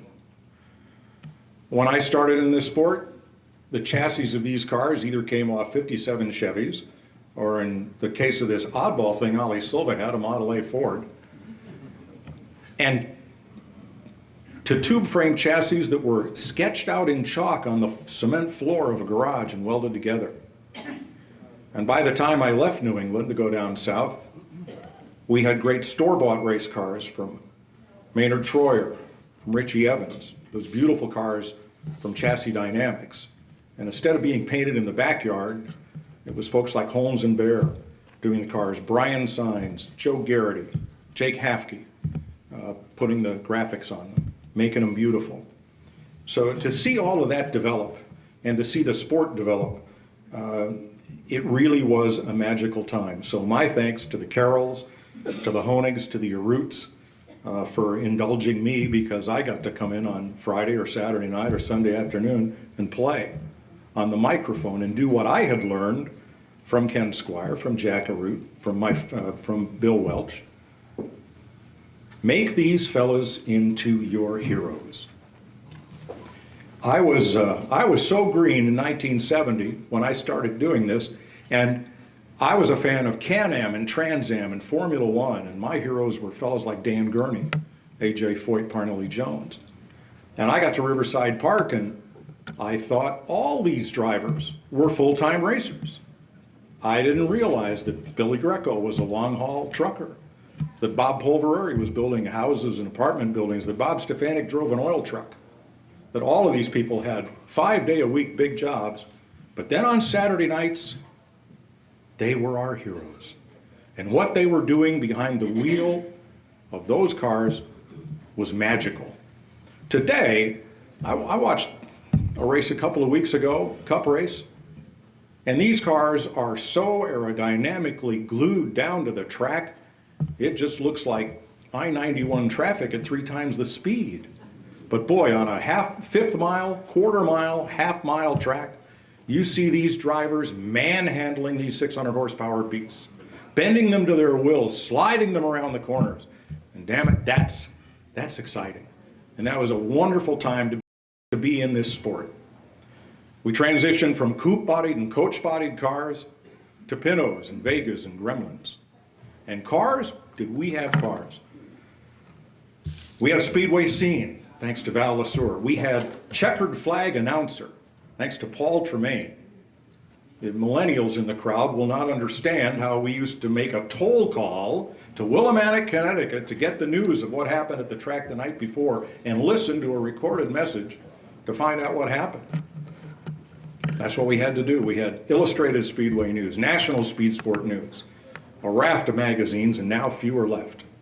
There's Area, and there's Speedway Illustrated, and thank you for that, to help chronicle our sport for the next generation to have fun with. It was a golden age. I was reading Speedway Scene from 1973 the other night. 53 modifieds in the pits at Riverside Park. 20 would qualify for the feature event. Just incredible. There was also, there was a little racing on the radio. There was this thing called the Rennie Charland Racing Program. Now, how many of you remember der champ? 4-time national champ from Agawam. So Rennie found a money-making deal where he'd have a weekly radio show. And the only problem with that was the show was in Springfield, Mass, and Rennie was spending his Saturday nights racing at Fonda, New York. So he called me up to help with the radio show. So I go over to this little studio, and Rennie's telling everybody how Lou Lazzaro did him wrong at Fonda. That dirty, no-good Lou Lazzaro, the monk, you know. And his throw to commercial was epic. He'd say, now we got to go pay for some of this here show. And they'd run a commercial. So finally it came time. He goes, oh, you know, at Claremont, you know, up there, what's his name, Punky Karen won the race, and up at Mana, it don't matter, they got rained out. And that was how Rennie did the show. So I'm going to tell you everything happened at Riverside. So I've got my notes of who ran where in the heats and the feature, and I'm going through this, and I'm really reading it, going, and I go to reach to turn the page, and he has lit my notes on fire with his cigar. And I didn't even notice. But it's all the fun we could have, you know, it really was. The transition, well, let's see. Stafford. You know, it always bugged me at Riverside and at Stafford and at Thompson that the novelty acts drew more people than the really good modified racing. You could pack the place for Demolition Derby, 3,000 people would show up to see the greatest show on earth when the modifieds had run. Well, at Stafford we didn't have Demolition Derby because Jackie's dad did not want the track torn up by those junkers. But we had specialty acts. We booked a guy named Rex Blackwell, a motorcyclist, and he was going to jump a spinning helicopter on the front straightaway. Until the DMV intervened and thought that was not a very good idea. Nobody wanted to see him jump a non-spinning helicopter, so that was it. We had a guy called Jimmy Crash Moreau, the main maniac. And Jimmy's act was he did a ramp-to-ramp jump over a bunch of school buses. You've seen this stuff on Wide World of Sports and maybe at some of your local tracks. Well, the trouble with Jimmy Moreau was when he was looking straight at you, he was also seeing Rick Fuller over here with his other eye. Things didn't quite work so well for poor Moreau. So he gets the ramps all lined up and everything's measured out to the inch, and he gets in the car and he starts making laps, and he comes and he pulls right up next to Peter Locke with the pace car. He says, "The speedometer doesn't work." He says, "I have to be going exactly 45 miles an hour or I miss the ramp. Will you pace me around the track?" So Peter paced him side by side, 45 miles an hour, 2 laps. Here goes Jimmy Moreau, and the car goes up the ramp and then clears the ramp. Comes down on the school buses. Here comes the ambulance, comes running over, and Moreau crawls out of the car. I'm standing there trackside, Jack's up in the booth. He wants the microphone. Oh, I mean, he's got a broken leg. He's got bones sticking out of his leg, but he wants to talk to the crowd, and he tells them, "I'm going to come back. I'm going to make this jump. I'm going to come back." People went crazy. So next year, what do? We booked him again. The place is packed. Almost a Spring Sizzler size crowd. And same song, second verse. He goes up with the car and he goes off the ramp and he comes down. The left wheels come down on the right ramp. The ramp crashes the car goes rolling into the guardrail. You know, same thing. Here comes the ambulance. The fans are going crazy. This is the greatest thing they've ever seen. They cart him. He tells them, "I'll be back." They cart him off to the hospital again. Next year, we got to bring him back, right? He's got his act together. The car takes off. It sails off the ramp. It does a perfect 4-point landing on the other ramp, spins to a stop. He jumps out of the car. Ta-da! And people are throwing things at him, booing. Nobody came to see him make it. Yeah, special events. Crash Moreau. I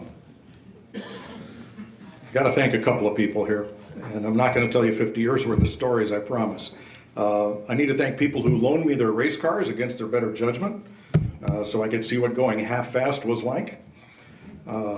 Dick Goulet, Bob Polverari, Marty Radwick, Steve Avanchin, Jeff Fuller, Kenny Epsman. I drive his cars now in historic Trans Am, and just have a ball doing it. My brother David and his wife Barbara, he's the head of the Board of Education here in South Windsor.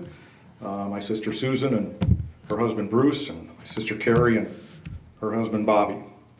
My wife of 22 years would love to be here. She's recovering from hip surgery and can't put any weight on that leg, so she's at home. And thank you, Gabe. And my kids, of whom I am most proud. Katie is a sophomore at Belmont in Nashville. She's in the Mike Curb School of Music Business. She's going to be a concert promoter. Loves the music business. My son Scott is a junior at Northeastern. He is studying finance and entrepreneurship. He grew up wanting to be Jimmy Johnson and race Bandoleros and Legends cars, and we bought a lot of bumpers. Got a win and a flip at Waterford. One made his mom very happy, the other not so. You never want to call home and your first words are, "Scott's okay, but..." Now he wants to be Roger Penske. I think that's a great career path. Hell, I'd like to be Roger Penske. Who wouldn't? Celebrate your 82nd birthday by buying a racetrack, the Indianapolis Motor Speedway. That guy is my hero. Absolutely.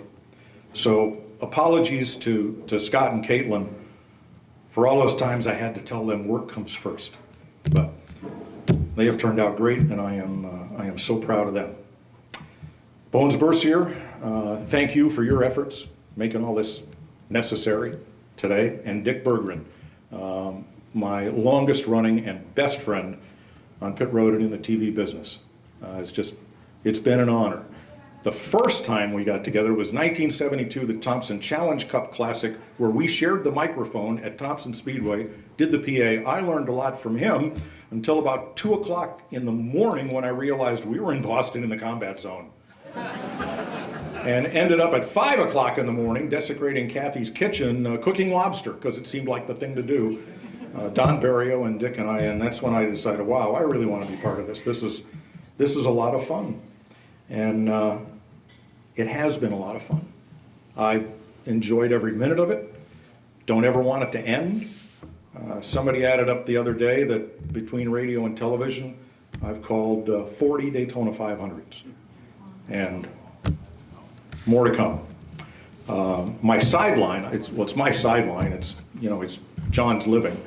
New England Racing Fuel and my partners, Charlie and Barbara and John and Diane Holland, couldn't ask for better partners and better friends. When Al Feeney first came to us about supporting the mobile Nerf Hall of Fame, when it was first constituted, we were all in, and that's been a thrill ride too. I didn't do this alone. I had great mentors. Ken Squire, as we've all spoken of, Barney Hall, Ned Jarrett. They were my role models, my mentors, and I owe so much to them. The last thing I have is about the photo for the wall. They said, we need an action photo. I go, well, Pretty good. well, with my mouth open. I guess that's an action for a broadcaster. That's an action photo. The first photo, the headshot, was taken only 19 years ago. That's what 19 years of boogity, boogity, boogity will do to you between then and now. But Daryl and Larry and Jeff Gordon have been just a treat to work with. Fox gives us all the resources we need to try to make heroes out of these drivers. We're back to that again, and bring it all home for all of you. And that's what we try to do every Sunday. The other photo, so the action photo.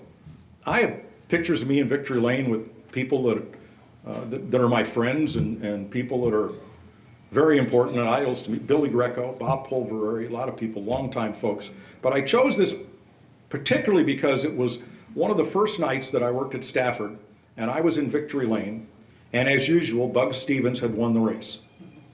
And with Bill Slater and Ed Yarrington looking on, I'm asking Bugsy a question, and it's a real thoughtful pose that Bugsy has there. And so I guess it must have been a good question, was all I could think of. But as was said at the top of the day, there was Bugsy Stevens and there was everybody else. So I thought, if I'm going to share this photo with somebody, got to be the Bugman, and I'm proud of that. I want to thank all of you and congratulate all of this year's honorees. And let me answer the question I posed at the start of this. Why do you need an announcer? It's not to tell you who's in the cars. It's not to read those endless sponsor promos or remind you what's coming up next. The number one job of every announcer at every track has always been make the fan invest in their heroes and make them walk out of there being damn certain they're going to be right back in that seat next Saturday night. And that's what I've tried to do. Thank you so much. We do have a news bulletin. Already inducted into next year's Hall of Fame class, Crash Moreau. Now, just a story about the legend of Mike Joy. And I don't even know if this is true, but during his early days at Riverside, they said that he used to go, before anybody was at the track, go in the booth and practice announcing with nothing going on in the track, just to warm up his voice the way you would warm up a car. So I always wanted to be like Mike Joy, so I decided to try the same thing. Unfortunately, it was this year at the Waterford Speed Bowl. We have a driver's change. Pinch hitting for Valasor, who is unable to join us today. We have the president ready to make a presentation, Rich Goucher. Well, this is a little difficult. It's my first banquet, and it's also my first presentation. And these guys put me up after Jackaroo and Mike Joy. Thank you very much for that. Interesting thing about Mike Joy and the kind of guy he is. Years and years ago, I was coming back from Martinsville, Virginia, and I was on the same plane. And we're getting baggage. Me and my wife are getting baggage, and he's getting his stuff, and he's in a hurry. But my wife was so enamored with, oh, it's Mike Joy, oh, it's Mike Joy. This guy doesn't know us from Adam and took the time to talk to us. And that meant the world to my wife. So, Mike, thank you very much.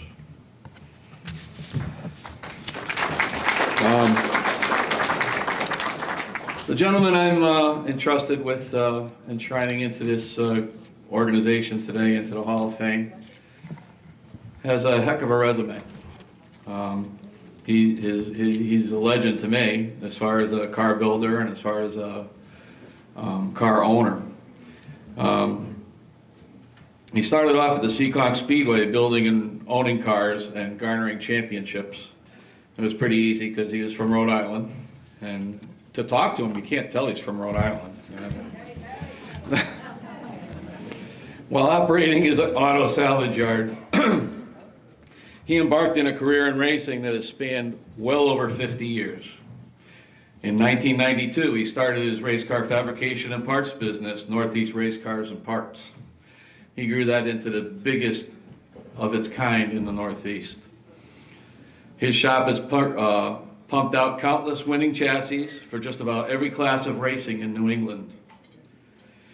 His parts truck is a fixture at absolutely every raceway that he goes to, at racetracks throughout the area. The knowledge, know-how, and advice that comes for free with every sale to each aspiring racer is priceless. Now this man is ready to turn over the reins of the business to a trusted friend at 65, so he can spend more time with his family and pursuing other interests. Brad LaFontaine is a man of many, many talents. It's so fitting that he's enshrined in the Hall of Fame as he steps back to reflect a bit on his accomplishments. Brad was pretty close to unbeatable as a crew chief and a car owner. When I first started to know him, he was owning and wrenching the gray number 66 at Thompson for many drivers like Ted Christopher, Wayne Dion, who we honored today. And he won many Thompson championships, one at Stafford, and that opened up new opportunities for him. Other people realized that Brad knew what he was doing. It was kind of obvious. Perhaps the finest years were when Jeff Fuller and the Scott and Patty Banzel, Sunoco number 8, and Sheba Racing. Those were his biggest years. He had 61 starts. They scored 17 wins, 34 top 5s, 42 top 10 finishes. The team won the 1992 NASCAR Modified Tour Championship. To me, the biggest thing about those accomplishments were that in 3 years, the team had 10 DNFs. All were due to engine malfunction or crashes. Brad's cars never broke. Trust me, our teams and every other team were praying that they would. Brad would go racing for a few years, and he'd take time off to run his business and pay attention to other things. And then all of a sudden, he'd turn back up again. Every time, it was like he never left. Brad came back again with Eddie Whalen to field cars for Mike Iwanitzko, Jeff Fuller, and champion Ted Christopher. A second National Modified Tour Championship came in 2008 with the Brad and Ted combination. Brad came back yet again with Chris Orr to field cars with Tommy Barrett, Mike Stefanik. This team won at New Hampshire, Bristol, Seekonk, and Star. Brad's teams have won at every facility on the Eastern Seaboard. He's won with a small army of drivers with very diverse driving styles. He's built cars and supplied parts for hundreds of other success stories across New England. All in all, Brad LaFontaine is the epitome of a very deserving Hall of Fame inductee. Ladies and gentlemen, everybody's friend, Brad LaFontaine. Could you pass me one up? It's always worked the best. Takes the pressure off. You know, Wayne talks about how I fired him twice, but he doesn't talk about how when I called him to drive my car, he made me go to a restaurant in his neighborhood with his crew, and they drilled me to find out if I knew what I was doing. How do you put wedge in a car, he says. I'm thinking, really? It's like, so he talks about me firing him, but he doesn't talk about how he drilled me to death too. We had a good relationship. I wanna say that we had a great relationship. Time's just flying by, and needless to say, when I got inducted into the Hall of Fame, everybody started calling me and telling me, "Oh, well, you're getting old now." And it's like, what? You don't think I know my age? You know, it's like everybody's telling you that, and it's one of the things that's going to happen to all of us here, and you know, it's just an honor to be inducted into this Hall of Fame. One of the things as a crew chief, I feel like I've accomplished everything that I've wanted to accomplish, and that's why in 2015, when Chris Hour was getting out, I decided to get out myself. It was kind of perfect timing. He wanted to leave me everything he had, his trailers, his race cars, his motors, everything, along with all his sponsors that he had, and he had great sponsors. And I told him that I would be glad to help him sell everything because it just wasn't in my cards at that time in 2015. So that's when I really started to back out of it a little bit. And of course, Northeast Race Cars always kept me going. I was still able to hang out with all the racing people, which I love. Most of you guys are my friends, and if you're not my friend, I want you to be. But that's one of the things that Northeast Race Cars kept me involved in, was being able to build cars for people. If your car won that came out of my shop and I had a little something to do with it, I felt like I won the race with you. I'd go to the races and sit in the stands, and I would cheer all my customers on. I didn't care which customer won. I didn't have any favorites, to be honest with you. So any one of my customers that would win, I felt like I won the race. So that was easy to kind of step back from crew chiefing a little bit. But you know, we had a great time winning all them races. We had a lot of fun. I mean, a lot of fun, and some of it you're not going to hear. Needless to say, we just had a great time. I've always ran a team like, I'm an NFL person that likes to watch the NFL, but I like to watch the coaches in the NFL. I don't really, the coaches put the whole team together, and it's kind of like, I always felt that was my job, was to have all the players in line. You have to have the tire changes, you have to have the fuel man, you have to have everybody in line to win a race. There is no one person that wins that race. It's not the driver, it's not the crew chief, it's the whole team. And the whole team starts right at the shop, like somebody else had already mentioned here today. You have to spend countless hours working on that car to make sure that nothing flies off of it. And one of the things that was brought up that my cars didn't break, well, owning Northeast Race Cars, if stuff started falling off of my cars, it doesn't reflect on me, it reflects on Northeast Race Cars, and that's not good for business, so we had to pay special attention to all that. I was always a firm believer that somebody had to drive the car fast and somebody had to make it go fast. And I know there's been a couple of exceptions out there that people were able to do it out of the cockpit, call the shots of pitting and not pitting, or what to do for chassis changes, but that doesn't work that well in my book. I've always been a person that felt that somebody had to be the boss, and I was happy to be that person.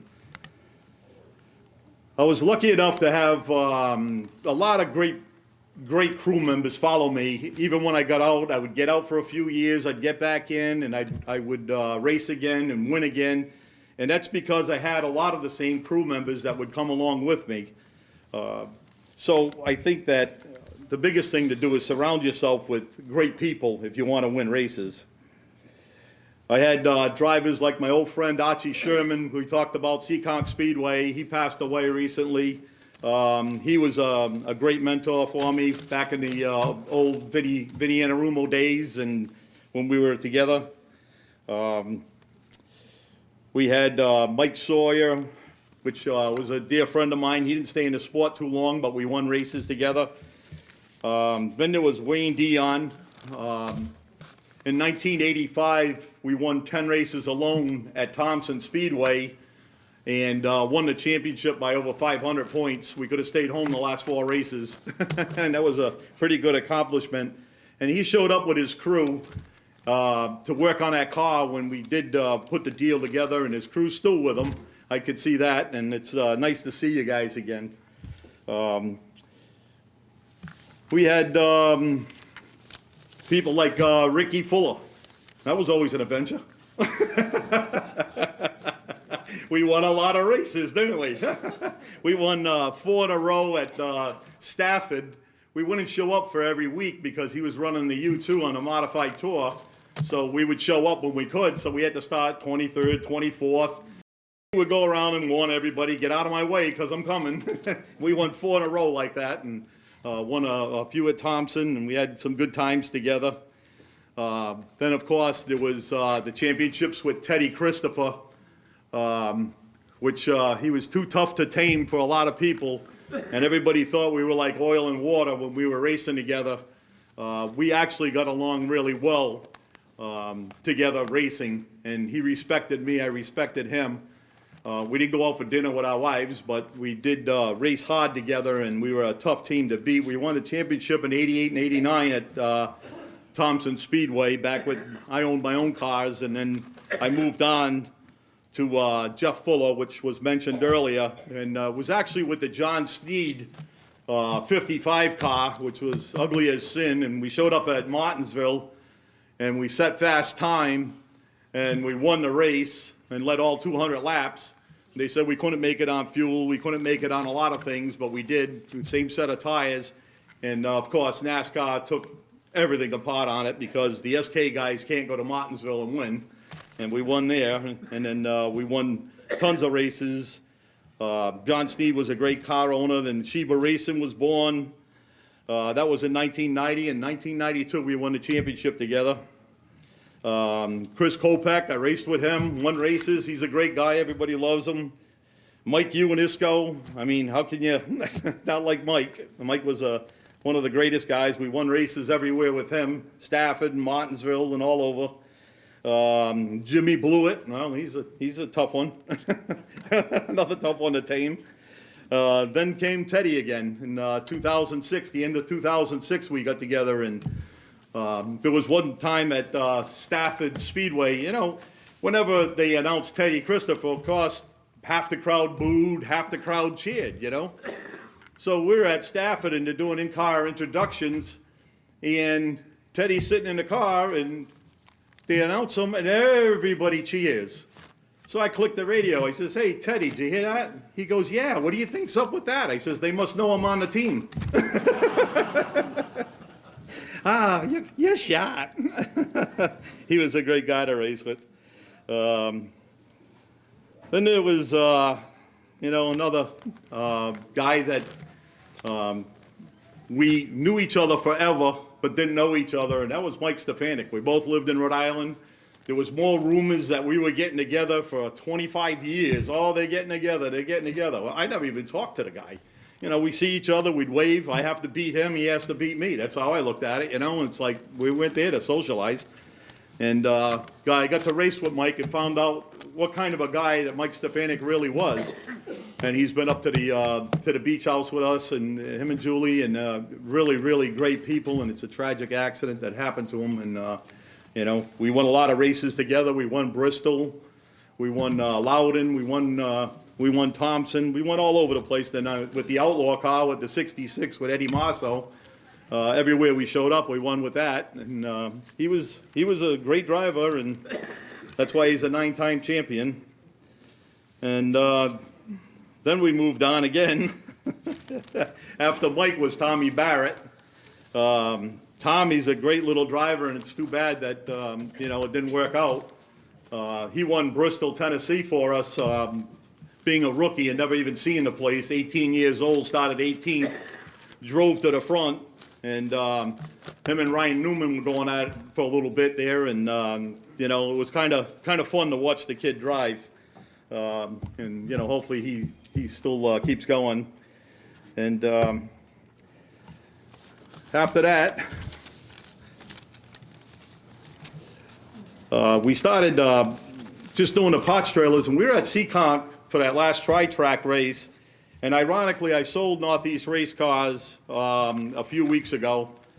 Everybody wants to know what I'm going to be doing. I'm going to be around. I'm going to be around the racetracks. I sold it to a real good friend of mine. He's only a couple of miles from my place. So I will be with him quite a bit, and at the racetracks quite a bit for all our customers still, and for everybody there. You know, when I first started in this business, I learned a lot. My mentor was Bob Cuneo from Chassis Dynamics. And I told him that once before, and he was like shocked. He says, nobody ever tells me that, you know, and I just learned a lot of things from him, and he was a great guy. And Valdesur, I'm really sorry he's not here. He's my buddy. I wish he was here. He's got some good pictures of me. And I'd like to thank my family and everybody else and all my friends and the staff that was here. And I'd like to thank everybody from NEAR for this honor. Thank you. You were making me a little nervous. If you talked any longer, I was afraid that you were going to fire Wayne Dion for the third time.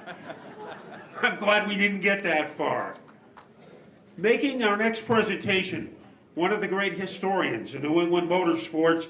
I remember his picture page that used to be in the Thompson programs. The man responsible for that and a lot of preservation of New England history, R.A. Sylvia. It's my pleasure today to be the inductor for my partner of 20-some years in the museum, Pawtucket, Rhode Island, Pro 9, Rick Mariscal.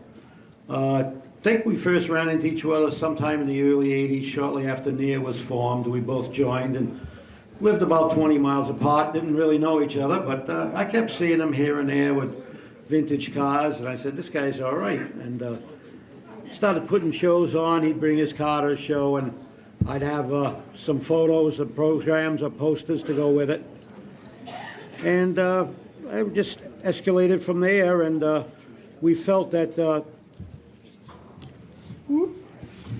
microphone died.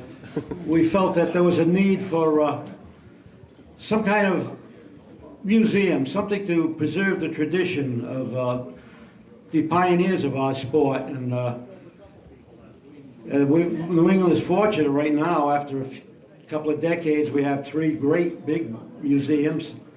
Loudon, of course, Dick Bergman's operation up at New Hampshire Motor Speedway, and the Boucher Family Museum in Fitchburg, and Pro 9 Motorsports in Pawtucket, Rhode Island. And also there's like Bentley Warren's got quite a layout up as a saloon and a rundle. You can get a good meal and a drink too besides. And even the Stanley Family Museum in Kingfield, Maine, home of the Stanley Steamers, which were Stanley brothers went into this Hall of Fame years ago.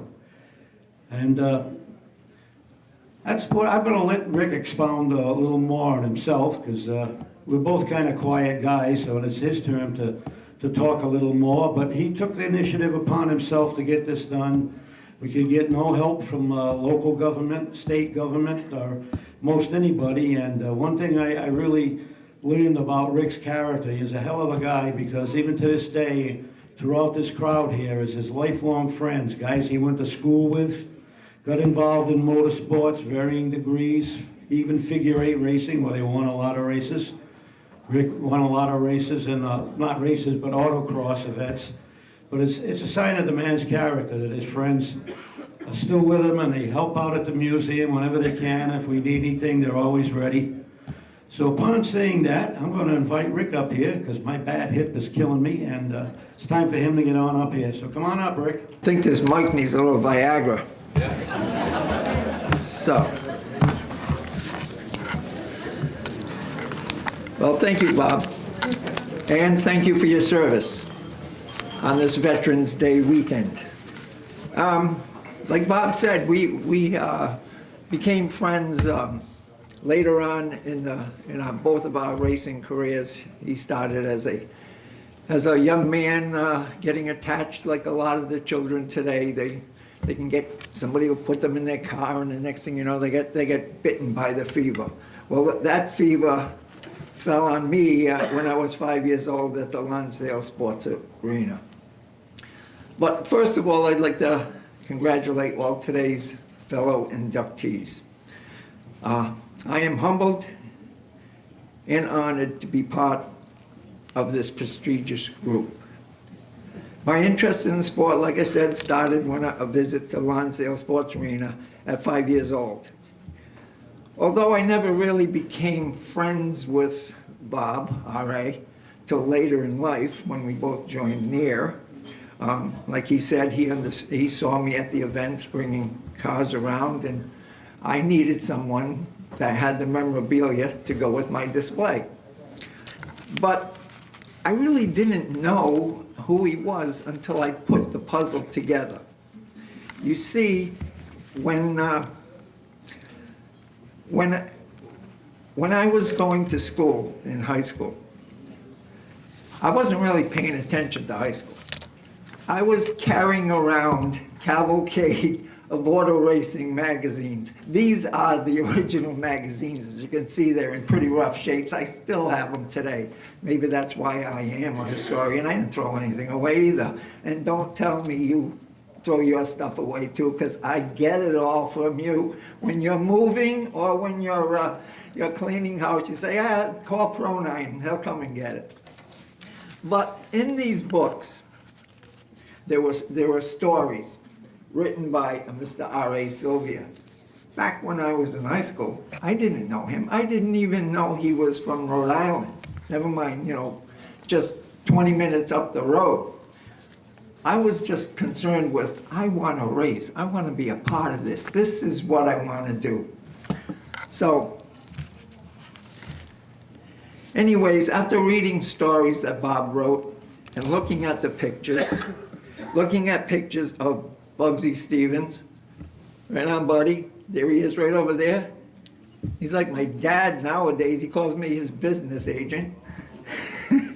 But, look at pictures, learning the names of Bugsy Stevens, Eddie Flemke, George Summers, and pictures that were taken by Dick Berggren, Johnny Mercury, or Bill Balsa. I had no idea that these people would be part of my life in the future. And I am honored to call them friends since I became a member of NEAR. Joining NEAR in 1983. But going back to my racing career where I wanted to be a Richard Petty. But I wasn't from an automotive background family. My friend Frank Bruzi, who I went to school with at St. Raphael's Academy, he used to see me reading these books instead of doing my homework. I would ask him the answers. I would continue reading these stories by R.A. and looking at the pictures. And it was at that time that Frank said to me, he says, if you're going to race cars, my neighbor, Billy Linden in Warwick, next to our summer house, he races cars. I'll introduce you. So I said, all right. So ended up going down one weekend, met Billy. He said, I can use the help. Come on, kid, I'll teach you. So he showed me the finer points of building stock cars for Seekonk Speedway. Who do you think was the first one to paint me and Billy Linden's car? Wayne Dion. I can't believe how much just in this room we all have together. I look around, I see the faces. We've all done the same thing, but I mean, Vinny Inarumo, my cars ran wheel to wheel, bump fenders with Vinny, with Billy Linden behind the wheel. It was 1 year competing that my number was always number 9. For some reason, I've always been surrounded by the number 9. And Brad LaFontaine, as he mentioned, he was working with our good friend, yeah, I'm losing my mind here right now. I'm so nervous. But he said, You know, he was parked next to me in the pits, and we were having a good year, and Archie Sherman was a good friend, and that year, Archie ended up beating us in points. He finished 9th, and I finished 10th. And Seacock Speedway, where's Adrian? Your father come up with this great idea. Oh, if you finish in the top 10 in points, you got to run that number next year. I lost my number 9. That was the worst year I had after that. So that didn't work out too good for me. But I would not be standing here today if it weren't for not some special people that have been part of my racing life for the last 49 years. When I decided to build my own, these high school friends came to me and I told them, I want to race cars, I want to race cars. I didn't even have a garage in my backyard in Lincoln. We moved from Pawtucket to Lincoln. Didn't have a garage. But all these guys at work that I met, right away, right off the bat, they all came together. And I'd like to thank all of them. Most of them are here today. We got to be known when I first started as Ricardo Enterprises, or engineering, as some people say. But when we didn't have a garage, but we had the passion and the desire to continue, we got to be known as those guys from Lincoln that build those race cars. Backyard Enterprises, BYE. And that lasted, and those stickers were on many, many historic cars, going back to Lenny Bowler and Fred DeSaro. But those guys, again, like I said, my life changed when I decided that racing was getting too expensive and I needed to find some other way of doing this. But these guys, and let me mention some names here. Doug Vaughn is here today, I'm sure. Thank you.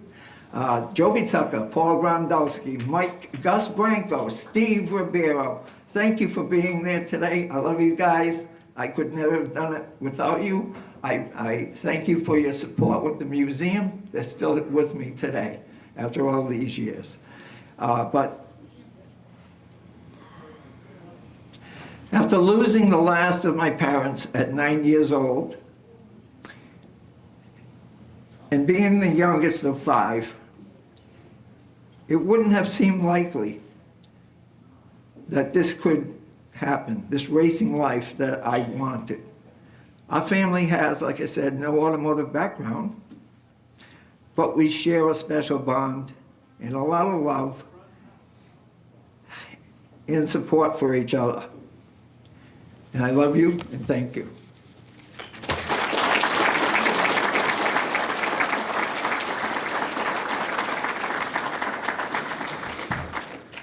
It was Ronnie Pond and Wayne Darling and Mickey Miller who saw the passion in my heart to help preserve the history of the sport.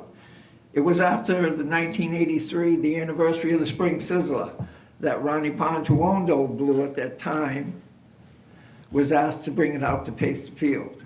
Well, I was on his crew and Wayne Darling working together in the sports car series of IMSA. Well, after we brought Old Blue out to that Spring Sizzler, I was so impressed. And I grew up watching Bugsy, and I grew up watching Freddie and cheering them on at all the events.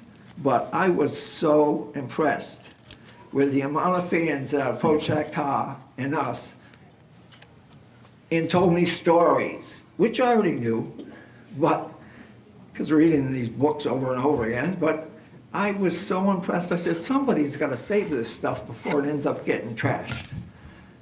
And it was Ronnie Pond, Wayne Darling that called me that following year and said, listen, you want to come back and get this car and show it with Near, because Near was just formed in 1981.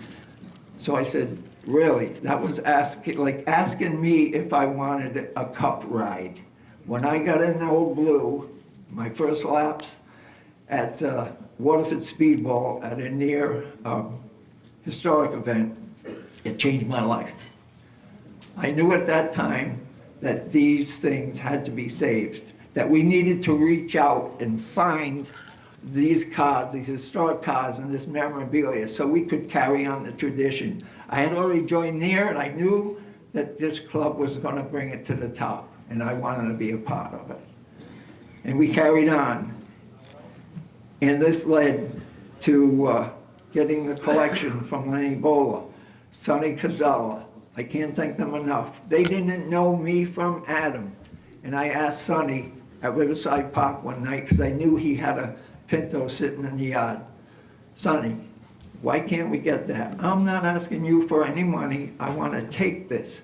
I want to put it back together and let people remember the joy that this gave them. He said, come on down, kid, we'll talk about it. Well, I showed up that week. The garage doors opened. What do you want? Everything came to me. I couldn't believe it. And everybody has been that way ever since. So, like I said, Bugsy and the Cazellas, the Summers, Pro9 doesn't exist without the support of all my contributors, my supporters, and members. Thank you for your trust and faith in me to make this possible, and especially my son, Ryan. Probably would still be winning behind the wheel if not for supporting our museum and what we do. And of course, we all have wives and girlfriends. My friend Carol, and partner in life. Thank you. We have been through so much of hard times together. I love you and thank you for your support.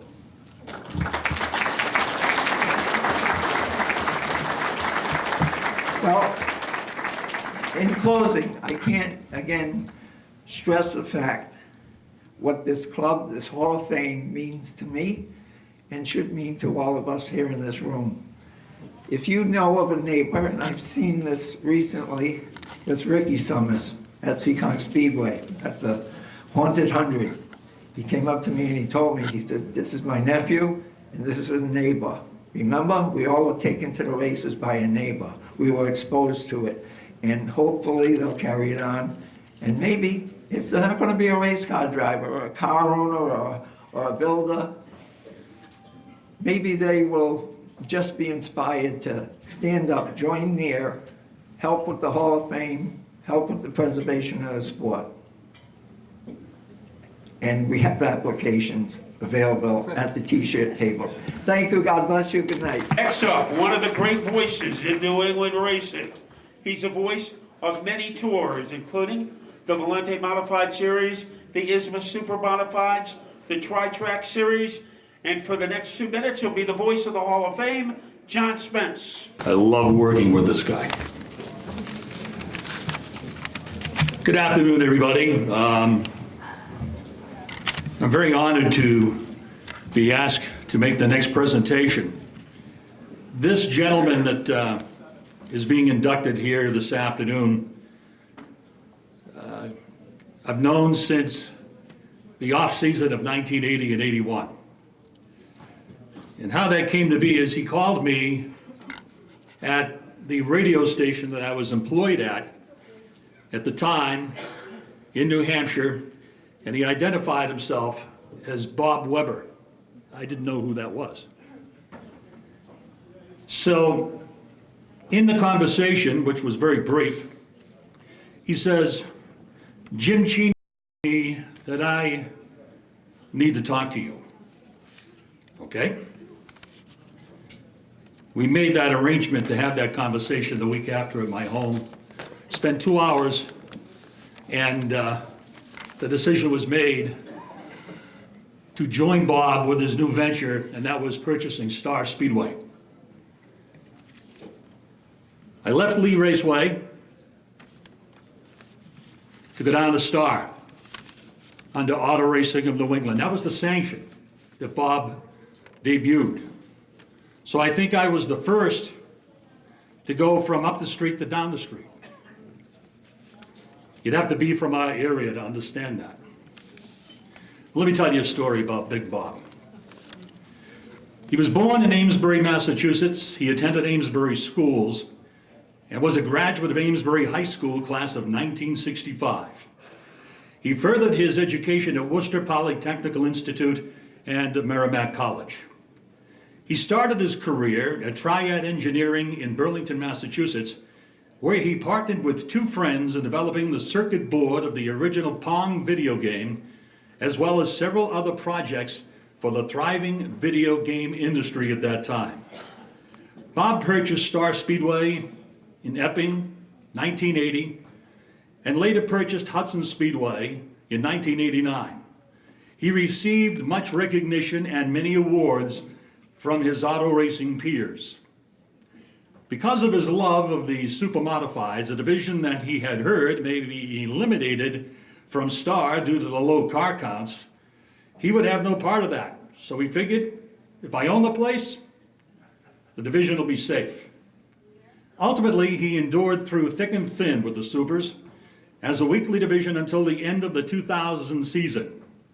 Even to this day, Bob is the reason supermodified racing still exists here in New England. Other career highlights, or as we all call the Web. The creation of the 350 Supermodified division. Bob and the late Randy Whitcomb developed a set of rules to bring older Supermodifieds back to life, and the division bloomed. Along the way, Rob Wilcox even won a NASCAR National Championship behind the wheel of his number 08 car, winning a staggering 17 races in 18 starts during his championship campaign. This division still continues to grow. 39 350 Supers registered for competition in 2019 at Star Speedway. Bob didn't just limit his attention to his own weekly classes. He made sure the state of racing throughout the region was healthy. When the NEMA midgets were going to split into two groups with a rival class, it was Bob who ordered a sit-down and brought a mutual agreement to both sides, which has helped to keep the NEMA group alive today. Not afraid to develop ideas, he was the first to put Pro Stocks on an 8-inch tire to help equalize the competition and take away some of the high-dollar engines that had made their way into the division. During his tenure at Hudson Speedway, he also developed the Outlaw class. That was a melting pot of cars from all over New England that could race at Star or Hudson with simple rules. There was only 5 of them. His biggest creation was the Halloween Howler, an event that is now nationwide, with competitors coming from as far away as Japan to compete in this annual event. At its peak, the event drew a record 600+ entries for the one-day event, and the New Hampshire State Police deemed it a sellout and had to shut down the ticket windows. Bob's biggest skill, though, was his people skills. He was a shoulder to cry on, a confidant that you could express things to, and was everybody's friend. People would say they went to complain, argue a call with Bob, then they left not even knowing what they were there to argue about.